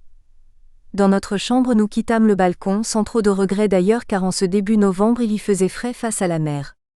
C'était donc bien une volée de projectiles de petit calibre, car s'il s'était agi d'obus de 4,7 pouces, 120 mm, le calibre de l'armement principal des destroyers, nous aurions entendu les éclatements. L'obus tombé en fin de matinée à la Robertso au bas de notre école devait nous le prouver CF Infra. Bref, il n'y avait plus de doute, ce n'était pas un exercice. Cela ne nous a pas empêchés de continuer à regarder par l'embrasure des volets de la porte-fenêtre donnant sur le balcon, avec l'intention de ne rien perdre du spectacle. Nous ne fûmes pas déçus, car au petit matin et cette fois jumelle en main, tassés contre l'une des fenêtres de la cage d'escalier conduisant à notre appartement, nous vîmes les événements prendre une toute autre tournure. En effet, un navire de guerre qui se révéla être le HMS Broke, bien entendu ce nom nous ne l'avons connu que plus tard, se présenta face à la passe sud. C'était la 4e tentative, écrit dans son rapport le vice-amiral Bureau, la seule dont nous étions témoins, les autres s'étant déroulées de nuit, les bancs de brume, naturels ou artificiels, nous les ayant masqués. Fonçant sur l'estacade de chaland qui barrait l'entrée du bassin de Mustapha, son rôle était de soutenir un filet par torpille, que chaque soir un remorqueur tendait à travers la passe sud, il fit éclater ce barrage d'un coup d'étrave. Une charge exécutée à la vitesse de 26 nœuds, précise l'historien anglais Jenkins 18, proche du maximum de 32 nœuds à pleine charge. Une action d'une audace inattendue et de ce fait très impressionnante pour les spectateurs que nous étions. La visibilité était parfaite. Il était 7 heures à Alger, exactement 6 heures GMT et 6h32 GMT, précise le vice-amiral Bureau, quand le HMS Broke signala qu'un sous-marin quittait le port d'Alger par la passe nord. Puis-je préciser, les sous-marins étaient traditionnellement amarrés à proximité de la darse de l'Amirauté, la proue perpendiculaire à la jetée du nord, figure 2. Figure 2. Les combats dans le port d'Alger lors de l'opération Torch. L'horaire du déroulement des opérations dans la matinée du 8 novembre 1942, ayant abouti à l'élimination des 2 destroyers affectés au coup de main. La batterie du fort L'Empereur, l'une des plus dangereuses pour le HMS Broke, ne figure pas sur la carte des défenses de côte. Figure 2 annexe, reproduction du document officiel concernant les batteries de côte d'Alger. La défense d'Alger et de ses environs par les batteries armées par des marins. La batterie du fort L'Empereur, armée de terre, DCA, n'y figure pas. Source CV. Karoff. L'intrus vint se poster quai de Dieppe, à proximité de 3 portiques dont le rôle était de décharger le charbon destiné à la centrale électrique située sur le terre-plein proche. Portique réduit à 2 quelques années plus tard, ce jour où un violent ressac drossa un cargo contre le quai. Sa poupe heurta la base de l'un des portiques, qui se brisa et ne fut jamais remplacé. L'emplacement était en bonne logique judicieusement choisi, car la batterie du fort des Arcades qui domine le quartier du Hama Jardin d'Essai et qui battait le bassin de Mustapha, se trouvait dans l'impossibilité de tirer puisque la centrale électrique lui masquait le navire, même incapacité de la part de la batterie de la passe nord ou de celle de l'Amirauté, donc à l'autre entrée du port, du fait de l'écran des hangars bordant les quais du bassin de l'Aga, notamment ceux du Grand Môle. Cette portion du port d'Alger avait été visiblement choisie comme objectif par les Alliés pour la raison qu'elle offrait les quais, les hangars et les plans d'eau, les plus vastes du port, notamment ceux du Grand Môle, conçus et aménagés de façon à faciliter les manutentions de matériel militaire et l'embarquement de troupes destinées à la métropole. En revanche, le HMS Broke était sous le feu du fort L'Empereur, une position dont le commandant n'avait probablement pas envisagé la dangerosité pour des raisons assez surprenantes, mais à mon sens très plausibles. En effet, la batterie du fort L'Empereur ne figure pas sur la carte des batteries de côte d'Alger 19. Parce que son rôle était de défendre Alger contre une attaque aérienne et que, certes, si les batteries de DCA relevaient pour emploi de la marine. Une précision qui figure en annexe du chapitre Le débarquement dans l'ouvrage de l'amiral Moreau. Pour autant, elle n'entrait pas dans les compétences de la marine. Ce qui n'était pas le cas de celle du fort des Arcades dont les 3 pièces de 95 mm, armées par des marins, figurent par contre en bonne place sur la dite carte. Les responsables britanniques ne pouvaient pas ne pas avoir eu connaissance de cette carte. Ils avaient été nos associés en 1939 à 1940 dans les opérations en Méditerranée, laquelle les laissait donc dans l'ignorance de l'existence de la batterie du fort L'Empereur parce que relevant de la DCA, donc de l'armée de terre. Ignorance qui était d'autant plus grave que le champ de battage du fort L'Empereur dominait les plans d'eau et quais du bassin de Mustapha, où avait été prévu le débarquement des Rangers américains chargés de s'assurer le contrôle de l'arrière-port d'Alger. Il est d'ailleurs un élément qui paraît le confirmer. L'amiral Moreau signale, en se basant sur le compte-rendu anglais, que le commandant du HMS Broke attribue les obus qui encadrent ou percutent son navire à des pièces qu'on aurait amenées sur le quai. Nous n'avons rien vu qui le suggère. Quoi qu'il en soit, ce ne fut par contre durant les premières heures de la matinée qu'une succession de départs très secs provenant des pièces de 75 mm dont émergeait au-dessus du rempart du fort le tube parfaitement reconnaissable, car sa bouche encadrée de 2 guides de recul est très caractéristique, qui visaient l'agresseur. Cette situation inconfortable n'a pas interdit aux destroyers d'ouvrir le feu sur des blindés que nous avons vus déboucher de la route d'accès au port par l'est. La route moutonnière. Il s'agissait d'éléments du 5e chasseur d'Afrique, appuyés par ceux de l'école de cavalerie, comme le confirme l'état récapitulatif des pertes, puisque ce régiment compta 2 tués dont un lieutenant et 4 blessés 20, soit les équipages de 2 ou 3 blindés. De notre observatoire, on repérait parfaitement les mouvements des véhicules. Les flammes de départ des obus de la pièce avant du destroyer, dite de chasse, du 4,7 pouces soit 120 mm, qui leur était destiné étaient également visibles, et plus étonnant pour les novices que nous étions, le fulgurant sillage des obus labourant la crête des tas de charbon déversés par les bennes des portiques opérant entre le bord du quai de Dieppe et la centrale électrique. Quoique pris sous le feu des canons du fort L'Empereur, le bâtiment n'en a pas moins accompli sa mission qui était de débarquer les équipes d'assaut qu'il avait à son bord et que s'évertuèrent à neutraliser les coloniaux du 13e RTS, régiment de tirailleurs sénégalais, lesquels subirent des pertes. 13 tués dont 12 Africains et 21 blessés, également en majorité africains. Admirons le courage des équipages de la Royal Navy qui, dans le cas présent, tout en sachant qu'ils ne pouvaient bénéficier de l'appui du HMS Malcolm, CF Infra, n'ont pas hésité à entrer dans le port pour exécuter leur mission, le genre d'attitude mordante dont ils étaient coutumiers et qu'ils manifestèrent en nombre d'occasions, notamment dans les fjords de Norvège lors de l'affaire de Narvik, ou durant la mise à mort du cuirassé Scharnhorst dans la mer de Barents, ou au cours des multiples affrontements avec une Regia Marina qui généralement opta pour une attitude inverse, ne pas risquer la perte de ses navires, fleurons du régime mussolinien.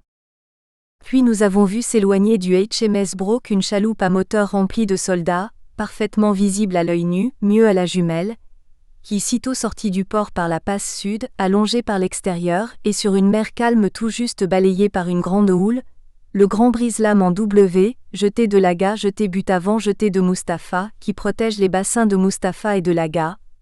En progressant derrière la jetée, les occupants de l'embarcation, les assaillants, se plaçaient à abri des tirs des batteries côtières, et allaient se porter vers la batterie de la passe nord et ses 2 canons de 75 mm, ainsi que vers l'îlot de la marine qui abritait l'amirauté dont la batterie avec ses 4 canons de 120 mm était la plus dangereuse. Le HMS Broke chargé, tout comme le HMS Malcolm mis hors de combat tôt dans la nuit, de s'assurer la maîtrise du port d'Alger, bénéficier des aménagements des flotilla leaders, une classification propre à la Royal Navy que nous traduisons par conducteur de flottille, autrement dit un navire offrant des locaux plus spacieux que ceux d'un destroyer classique, ce qui lui avait permis de prendre à son bord des Rangers américains dont la mission était d'empêcher les Français de saborder leurs navires et de saboter les installations portuaires. Était-ce l'intention des autorités françaises? C'est fort possible, car ce sabordage fut partiellement réalisé à Oran. Le 9 novembre à 16h50, le commandant de la marine à Oran donne l'ordre d'embouteiller le port en y sabordant l'ensemble des bâtiments de guerre et des navires de commerce présents, écrit M. Seben 21.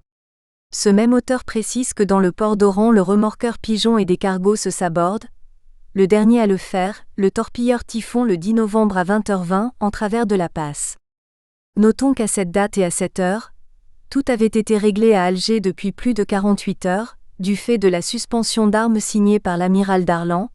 Si intention d'embouteiller le port d'Alger il y eut, elle n'eut pas le temps de faire l'objet d'un commencement d'exécution tant les événements se déroulèrent rapidement, à Alger. Une chance pour tout, les Alliés les premiers.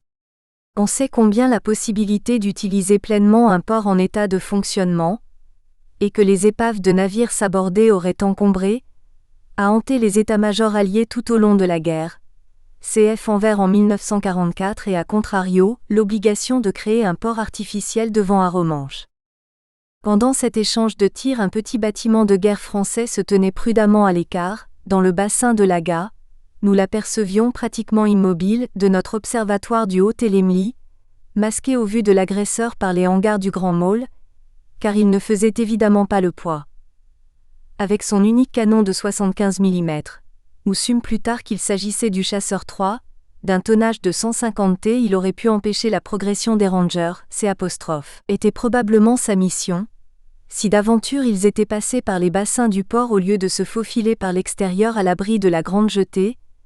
La houle, d'une grande amplitude en cette matinée, on l'a signalé supra, le leur permettant. Très vite, la situation a dû paraître intenable au HMS Broke, notamment lorsque fauché par un obus, son mât arrière s'abattit brusquement. Indéniablement, vu sa localisation en ce moment précis, c'était un obus provenant du fort, l'empereur, ce ne pouvait être que lui seul, qui l'avait touché. Cet impact spectaculaire que nous, mon frère et moi-même, avons pu nettement observer nous causa un choc. La guerre dépassait le simple spectacle pour adolescents, à dire vrai plus passionnant qu'angoissant, vu la distance à laquelle se déroulaient les combats qu'elle nous avait paru être jusque-là.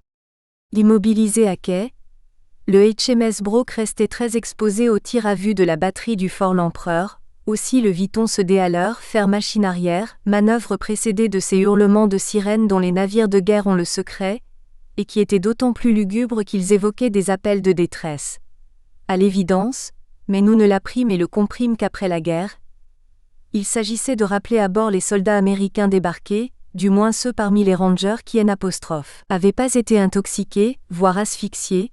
Ce furent les principales victimes de l'opération, par l'incendie des ballots d'Alpha, cette graminée aux feuilles hautement inflammables, collectée dans les hautes plaines algériennes 22. Puis le HMS Broke, après divers déplacements d'un quai à l'autre à l'évidence destinés à dérégler les tirs des artilleurs du fort L'Empereur, s'enfuit du port. À moins que ce soit le tir des marins du fort des Arcades, combiné avec celui des artilleurs du Musoir Nord, qui les contraint à quitter définitivement le port? Car en se déhalant pour se coller au quai de Falaise, le plus proche en 194 223 de la passe d'entrée de l'arrière-port, mouvement logique pour un navire dont le commandant savait que le salut était dans la sortie du guépier, il se plaçait dans le champ de battage du Musoir Nord, selon l'amiral Moreau, dès le moment où les hangars et installations portuaires du Grand Môle ne le masquaient plus, ainsi que sous le feu du fort des Arcades, tout proche. L'entrée en scène de ce dernier s'explique, non pas uniquement parce que le HMS Broke ne bénéficiait plus sur son flanc bâbord de la protection de la volumineuse bâtisse de la centrale électrique, mais pour la raison que dans la matinée un responsable du fort avait pris la décision d'envoyer un second maître armurier accompagné de 3 hommes chercher les têtes mobiles des culasses de ces vieux canons de 95 mm qu'il armait. Ces têtes mobiles étaient entreposées à la caserne Pélissier, face au lycée Bugeaud, à l'entrée du quartier Bab el-Oued, conformément aux clauses de l'armistice de juin 1940. Cette précision, rapportée par Jacques Robichon dans son livre Jour J en Afrique 24 et confirmée par l'amiral Moreau, en dit long sur les conditions dictées par la commission d'armistice à nos garnisons, du moins celles qui armaient les défenses côtières, lesquelles avaient pourtant l'obligation de défendre l'Empire contre toute agression. Aussi bien seule la batterie du fort L'Empereur avait-elle été en mesure d'effectuer des tirs sur le HMS Broke durant la première partie de la matinée. Car du fait qu'elle dépendait de l'armée de terre, cette dernière échappait aux restrictions de l'armistice concernant la marine précisant que devaient être débarquées les munitions, culasses, etc.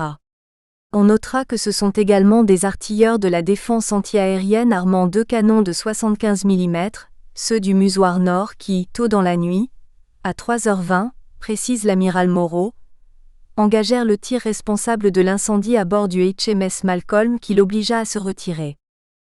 Concernant les tirs provenant du fort L'Empereur, il n'en existe aucune mention dans les récits des marins, qu'ils soient français ou alliés, pas plus que dans les ouvrages d'histoire, voire dans les documents consultables des archives du service historique de la défense ou celles du service historique de la marine.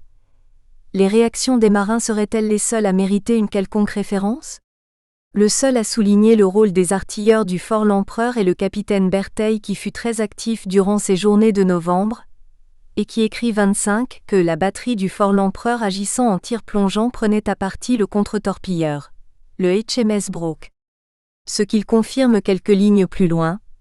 Le capitaine Clara, commandant la batterie du fort L'Empereur, annonça au général Juin que le destroyer canadien Erreur Broke, touché à plusieurs reprises par la batterie, venait de prendre le large en actionnant sa sirène et abandonnant les éléments américains débarqués, lesquels se rendirent peu après. La batterie du fort L'Empereur avait d'autant plus de raisons de concentrer son tir sur le HMS Broke qu'elle avait conservé une liaison téléphonique directe avec l'amirauté et que, d'autre part, le général Juin, commandant en chef, avait son page C dans le fort L'Empereur même. Il est évident que si le commandant du HMS Broke avait été au courant de l'incapacité temporaire du fort des Arcades d'effectuer des tirs et ce, durant la première moitié de la matinée, le lieutenant de vaisseau qui est à l'origine de la récupération des têtes mobiles des culasses avait averti l'amirauté à 9h55 qu'il pourrait tirer d'ici un quart d'heure, soit 10h10. Il aurait positionné son bâtiment non pas le long du quai de Dieppe, mais celui de Dunkerque, à L', est de la centrale électrique. Abrité des tirs du fort L'Empereur, son bâtiment n'aurait pas été aussi malmené et des vies auraient été épargnées. Cette erreur d'avoir ignoré la présence de canons battant l'arrière-port, ou sous-estimé le zèle que déploieraient les artilleurs du fort L'Empereur, n'est pas la seule cause de l'échec du coup de main. Ce fiasco que fut pour la Royal Navy la tentative de s'emparer du port d'Alger, c'est la consultation d'un petit ouvrage technique, fiche commentée, silhouette, caractéristiques de chaque type de bâtiment, celui de H.T. Lanton, British Fleet and Escort Destroyer 26, qui en fournit indirectement la véritable cause. Précisément, c'est le commentaire accompagnant la photographie du HMS Malcolm qui met sur la voie de la cause de l'échec. Malcolm a dans Army Mortar Temporarily Mounted on the Forecastle, abréviation de Forecastle, le gaillard d'avant ou encore la Tug for the North African Landings in 1942. Traduction. Le Malcolm était équipé d'un mortier de l'armée de terre temporairement installé sur la plage avant pour les débarquements en Afrique du Nord en 1942, figure 3. Or curieusement, cette photographie, propriété de l'Imperial War Museum et surtout, la légende l'accompagnant, paraissent avoir été ignorées de tous ceux qui ont traité des événements ayant ponctué à Alger le déroulement de l'opération Torch. Parce que l'ouvrage de H.T. Lanton ne fut publié qu'en 1970, 28 ans après les événements du 8 novembre, ou plus sûrement faute de connaissances de base en matière d'armes et d'armement de la part des historiens grand public, et des historiens patentés, probablement aussi parce que les marins, ceux de l'époque du moins, on leur avait tellement seriné que la marine n'avait pas été vaincue en 1940, manifestaient une condescendance volontiers ostentatoire envers tout ce qui ne relevait pas de la marine. L'inefficacité du tir des batteries terrestres armées par des coloniaux lors de l'affaire de Dakar de septembre 1940 faisait encore l'objet de commentaires ironiques 27. 40 ans plus tard, a commencé dans le cas d'Alger par la présence d'un mortier, plus exactement un obusier, de l'armée de terre sur l'un des navires assaillants. Un obusier, seule arme efficace, tôt éliminée. Les responsables de l'opération auraient-ils commis une erreur tactique, en optant pour un débarquement dans l'arrière-port afin de prendre à revers les batteries de défense côtière de la passe Nord et de l'Amirauté, les plus dangereuses. Des marins servant des canons de 120 mm, lesquels de surcroît protégeaient le Page Marine. En réalité, la priorité pour les Alliés était de s'assurer le contrôle du secteur portuaire le plus moderne, c'est-à-dire celui qui offrait les plus grands plans d'eau, les terre-pleins les plus spacieux, les engins de levage les plus performants, CF Infra livre second, directement utilisables. Un contrôle total devait être réalisé avant que les infrastructures portuaires ne soient sabotées et les navires à quai sabordés, opération redoutée mais qui ne semble pas avoir été envisagée côté français, à Alger du moins, CF Supra, à la différence de ce qui se passa à Oran.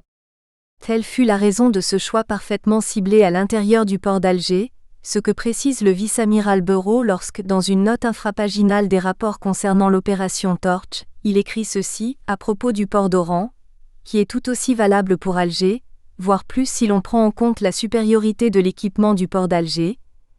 This mission was to capture the port by a coup de main, en italique before harbor works could be put out of action or ships scuttled. Traduction. Cette mission était de capturer le port par un coup de main avant que les infrastructures portuaires ne soient mises hors de service ou des navires sabordés. En effet, le général Eisenhower le confirme dans ses mémoires 28, les Alliés ne disposaient que de Gibraltar dans le bassin occidental de la Méditerranée, port très exigu, au point que dès le début il était clair que quel que fût notre plan définitif, il devait comprendre Oran et Alger. Il faut insister sur l'intérêt que présentait le port d'Alger dans la stratégie alliée. Or une fois introduit dans le port pour y débarquer des Rangers, le HMS Broke se trouvait dans l'impossibilité de pouvoir riposter aux tirs du fort L'Empereur. Sinon nous aurions entendu et vu les éclatements d'obus sur et autour du fort, du fait de la dénivellation entre niveau de la mer et altitude du fort, avoisinant les 200 mètres, car à une distance de L', ordre de 2200 mètres et avec un angle de pointage 29 de ses canons de 4,7 pouces, 120 mm, limité à plus 30 degrés, un tir direct aurait abouti à des ricochets sur la muraille du fort du fait de l'angle d'impact des projectiles, autrement dit n'aurait eu aucun effet dévastateur sur les servants des canons, figure 3.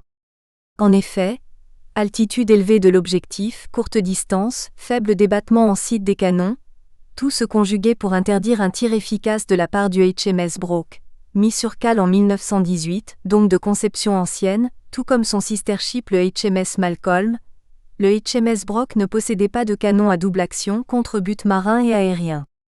Figure 3. Trajectoire des projectiles des pièces de 120 mm du HMS Broke et de l'obusier du HMS Malcolm. Possibilité de tir avec un obusier installé sur le HMS Malcolm. Distance extrême du fort L'Empereur, 3400 mètres, moindre s'il avait pu entrer dans le port, dénivelé 200 mètres. A. Trajectoire théorique en tir vertical, flèche de la trajectoire 1445 mètres, angle de chute 63,6°, pas de ricochet. B. Trajectoire en tir vertical, avec résistance de l'air, tir plongeant, flèche de la trajectoire 1013 mètres, angle de chute 53,9°, pas de ricochet. C. Trajectoire en tir plongeant avec résistance de l'air, flèche de la trajectoire 767 mètres, angle de chute 40,3°, pas de ricochet. D. Trajectoire en tir plongeant avec résistance de l'air, flèche 101 mètres, angle de chute 7,9°, ricochet inévitable. Possibilité de tir du HMS Broke armé d'un canon de chasse, 4,7 pouces. Distance du fort L'Empereur, 2200 mètres, dénivelé à 200 mètres. E. Trajectoire en tir plongeant avec résistance de l'air, flèche de la trajectoire 204 mètres, angle de chute 19 degrés, risque plus ou moins fort de ricochet. F. Trajectoire en tir plongeant avec résistance de l'air, flèche de la trajectoire 38 mètres, angle de chute 4,3°, ricochet inévitable. Conclusion. La trajectoire tendue d'un canon de marine ne convient pas, du fait du champ limité en élévation du canon et de la faible distance de l'objectif. Les ricochets sont inévitables et le tir n'est d'aucune efficacité. L'installation d'un obusier sur l'un des navires était donc parfaitement justifiée lors du coup de main sur Alger. Son élimination au tout début de l'opération le condamnait à l'échec. Calcul effectué par Alain Fonkerny, capitaine d'artillerie honoraire, à partir des tables de tir de l'obusier de 105 mm USHM. 2, et de celle d'un canon à tir tendu. Sachant qu'aucun navire puissamment armé n'était présent à Alger, l'Engageante et le Chasseur 3, on l'a signalé Supra, n'alignaient que 2 pièces, l'une de 100 mm, l'autre de 75 mm. La Royal Navy en avait tiré la conclusion que son intervention ne présenterait pas de difficultés particulières. À elle seule, l'appellation coup de main caractérisait la situation. Si bien que le HMS Malcolm et le HMS Broke, navires déclassés sur le plan tactique originel puisque transformés en escorteurs de convoi, suffiraient à conclure l'affaire. C'est pourquoi le HMS Calpe 30, navire flambant neuf équipé de 6 canons de 102 mm, photos 39 et 40, avait été affecté à l'opération Oran ou accompagné d'un destroyer conducteur de flottille très semblable au HMS Broke, le HMS Boadicea, également armé de 3 pièces de 4,7 pouces 120 mm, soit 9 pièces à eux deux. Ils étaient en mesure affronter les navires de la Marine nationale qui alignaient 3 torpilleurs, 4 pièces de 130 mm chacun, un contre-torpilleur, 5 pièces de 138 mm, 4 sous-marins, 4 pièces de 100 mm et les torpilles, un chalutier patrouilleur, 1 pièce de 102 mm, donc des navires tous fortement armés. De fait à Alger, ces 2 vétérans de la Royal Navy pouvaient s'acquitter sans difficulté d'une action relativement secondaire, débarquer des Rangers, donc faiblement offensive sur le plan strictement naval. Aussi leur armement principal, même réduit à 3 pièces de 120 mm dont une de chasse, la seule véritablement dangereuse puisque disposée face aux défenseurs d'Alger, devait-il être largement suffisant. Toutefois, le faible débattement en site de ces pièces représentait un handicap que reconnaîtra le compte-rendu de l'opération Torch, Report of Proceedings, en ces termes. Fait bien connu, le tir d'un navire ne peut espérer réduire au silence des forts par des coups directs sur des positions d'artillerie. The well-known fact that cheap gunfire cannot be expected to knock out fort by obtaining direct hit on gun position. Au point qu'il avait été prévu que l'un des 2 destroyers, le HMS Malcolm, serait équipé, comme le précise H.T. Lanton en légende de la photo signalée Supra, d'un mortier de l'armée de terre, temporairement installé sur la plage avant pour les débarquements en Afrique du Nord de 1942. La même photo, agrandie et reproduite par A. Preston dans son Histoire des destroyers 31, permet de repérer un bouclier destiné à protéger de tirs d'infanterie les servants de la bouche à feu. Elle permet également de constater qu'il ne s'agit pas d'un mortier de 81 mm mais un obusier, précisément un howitzer placé sur la plage avant, à hauteur du brise-lames, à bâbord, photo 5, et dont le débattement vertical est de 5 degrés à plus 45 degrés, donc 15 degrés de plus en élévation que les canons des destroyers. La confusion mortier-obusier, dans les écrits, provient de modifications dans le classement des types de bouches à feu qui sont apparus sans plan concerté chez les divers protagonistes de la Seconde Guerre mondiale. Les 3 groupes de la classification étaient les mortiers, les canons courts ou obusiers, les canons longs. C'est la redoutable efficacité des avions, notamment des chasseurs bombardiers, qui a entraîné la raréfaction sinon la disparition des canons longs et de fort calibre sur le champ de bataille au profit de l'obusier, la mission de l'artillerie terrestre se réduisant à l'action à courte et moyenne portée, celle-là même qui relève de l'obusier 32. Le choix d'un obusier de 75 mm pour une opération limitée, comme celle du 7-8 novembre à Alger, est logique, facile à transporter. Démonté en 7 paquets de 100 kg, il peut être remonté en 3 minutes. Notons par ailleurs ce détail. Un tube de mortier de 81 mm, positionné quasi verticalement, ne permet pas la fixation d'un bouclier, alors que celui-ci est visible sur la photographie du HMS Malcolm. À l'évidence, la présence de cet obusier sur le HMS Malcolm signifie que la mission de ce dernier était d'intervenir dès le début de l'attaque afin de neutraliser par des tirs courbes la batterie du fort des Arcades située à une altitude de 135 mètres, éventuellement celle du fort L'Empereur, si sa présence et sa dangerosité étaient connues des agresseurs CF Supra, perchés à 200 mètres d'altitude, l'une et l'autre dominant le port, la ville et la baie d'Alger. En comptant sur les capacités et l'efficacité d'un obusier de 75 mm, d'une portée maximale de 8780 mètres 33 et surtout, capable d'effectuer un tir à très faible distance, les Britanniques, parfaitement au courant de la topographie algéroise, ne faisaient qu'appliquer un procédé qu'ils avaient testé par 2 fois. à Zeebrugge le 22 avril 1918. Le rapport officiel souligne que Zeebrugge a servi d'imitation, et récemment lors des opérations de Narvik au printemps 1940. Lors d'une opération menée dans Lofoten Fjord, sur la plage avant du destroyer HMS Havelock, qui abritait l'état-major de l'opération, avait été gréée une section de mortier de 81 mm. Est-ce certain ce type d'arme? Ne s'agirait-il pas d'obusiers, afin de renforcer le tir de soutien des 3 destroyers tirant à très courte portée sur les positions allemandes? 34. Les conditions de la prise d'Alger présentaient bien des analogies.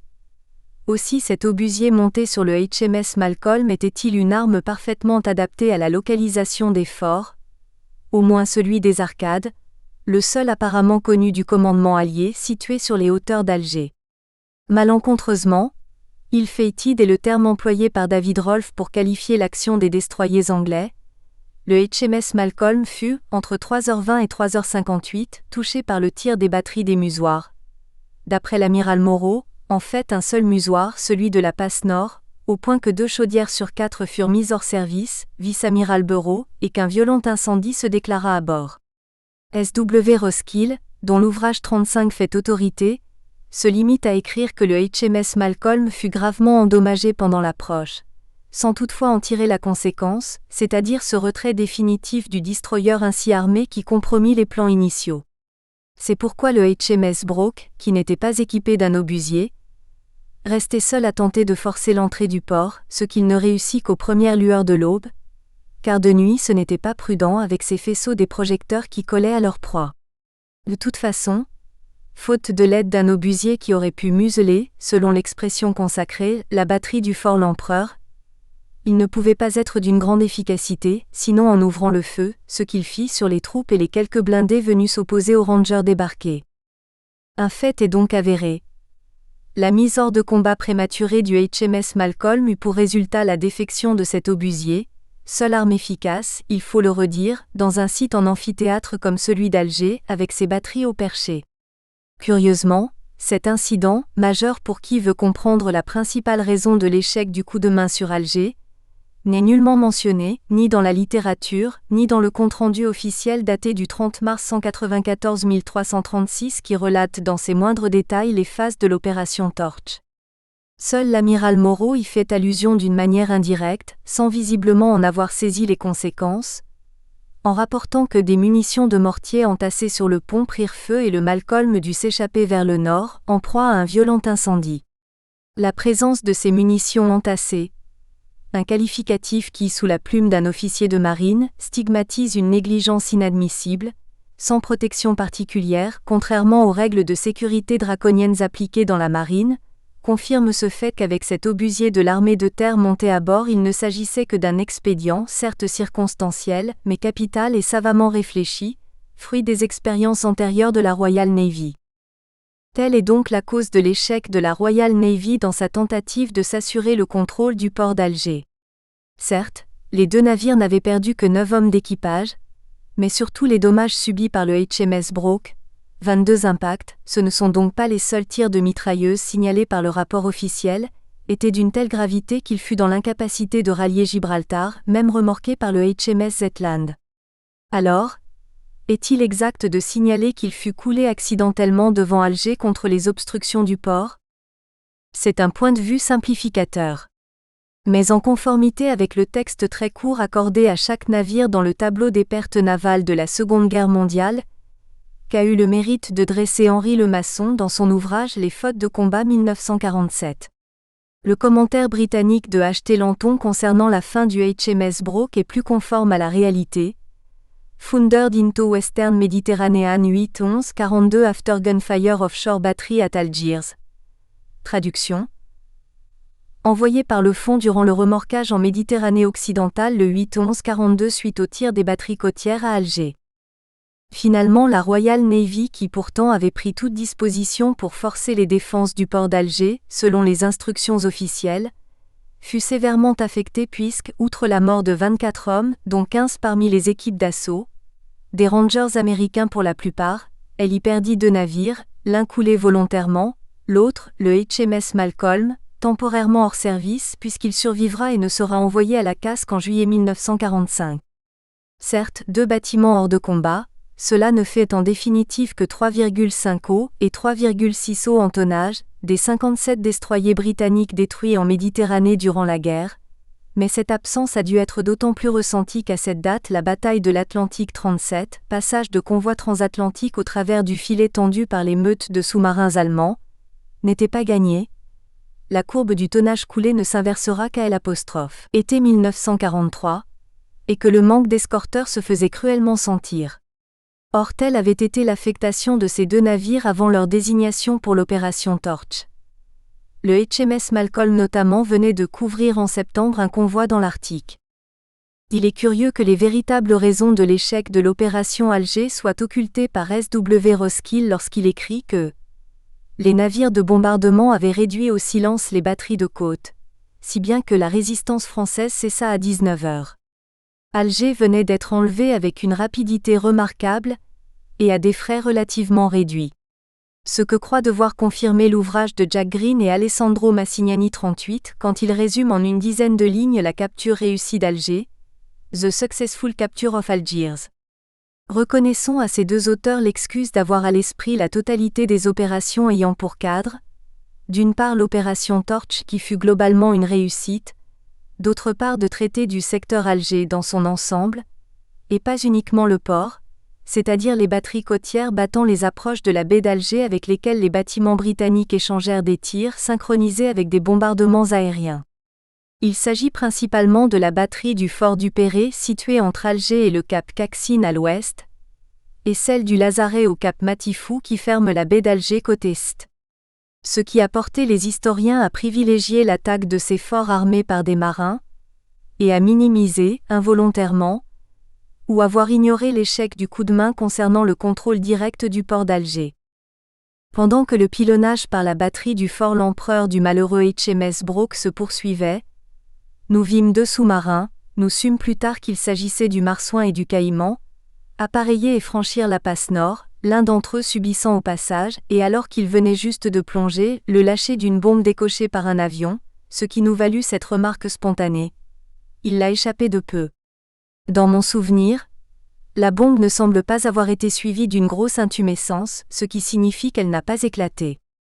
Ce devait se révéler exact puisque le Marsouin qui, obéissant aux ordres, rejoignait Toulon, devait revenir à Alger, tout comme le Casabianca 3 semaines plus tard.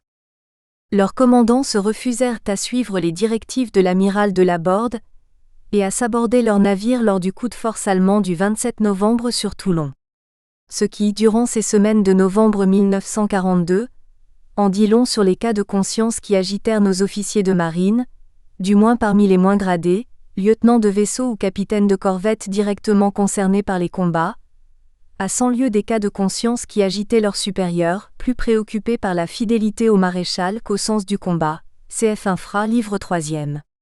Parmi ces officiers se trouvait le capitaine de corvette L'Herminier, commandant le Casabianca qui devait en septembre 1943 accomplir l'exploit de transporter et débarquer à Ajaccio le bataillon de choc, commandé par le commandant et futur général Gambier, noyau des premiers libérateurs de la Corse 39.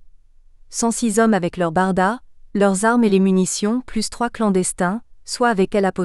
Équipage un total de 170 hommes entassés dans le sous-marin, un record jamais expérimenté et sans doute jamais dépassé pour un bâtiment de ce genre. Par ailleurs 3 biplans, des ferrets Albacore qu'il était facile de confondre avec des Swordfish, à l'époque les appareils 40 de l'aviation embarquée de la Fleet Air Arm, 2 porte-avions, le HMS Argus et le HMS Avenger 41 croisaient au large de la côte algérienne, Swordfish ou Albacore, ces appareils que nous étions bien incapables de différencier.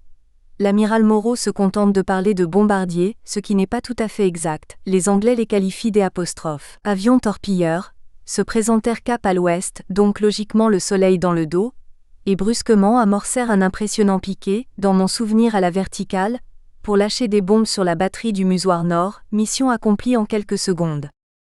Je suis aujourd'hui étonné d'avoir su identifier en cette matinée du 8 novembre la silhouette de ces 3 Swordfish, quand bien même je les aurais confondus avec des Albacore, leurs successeurs.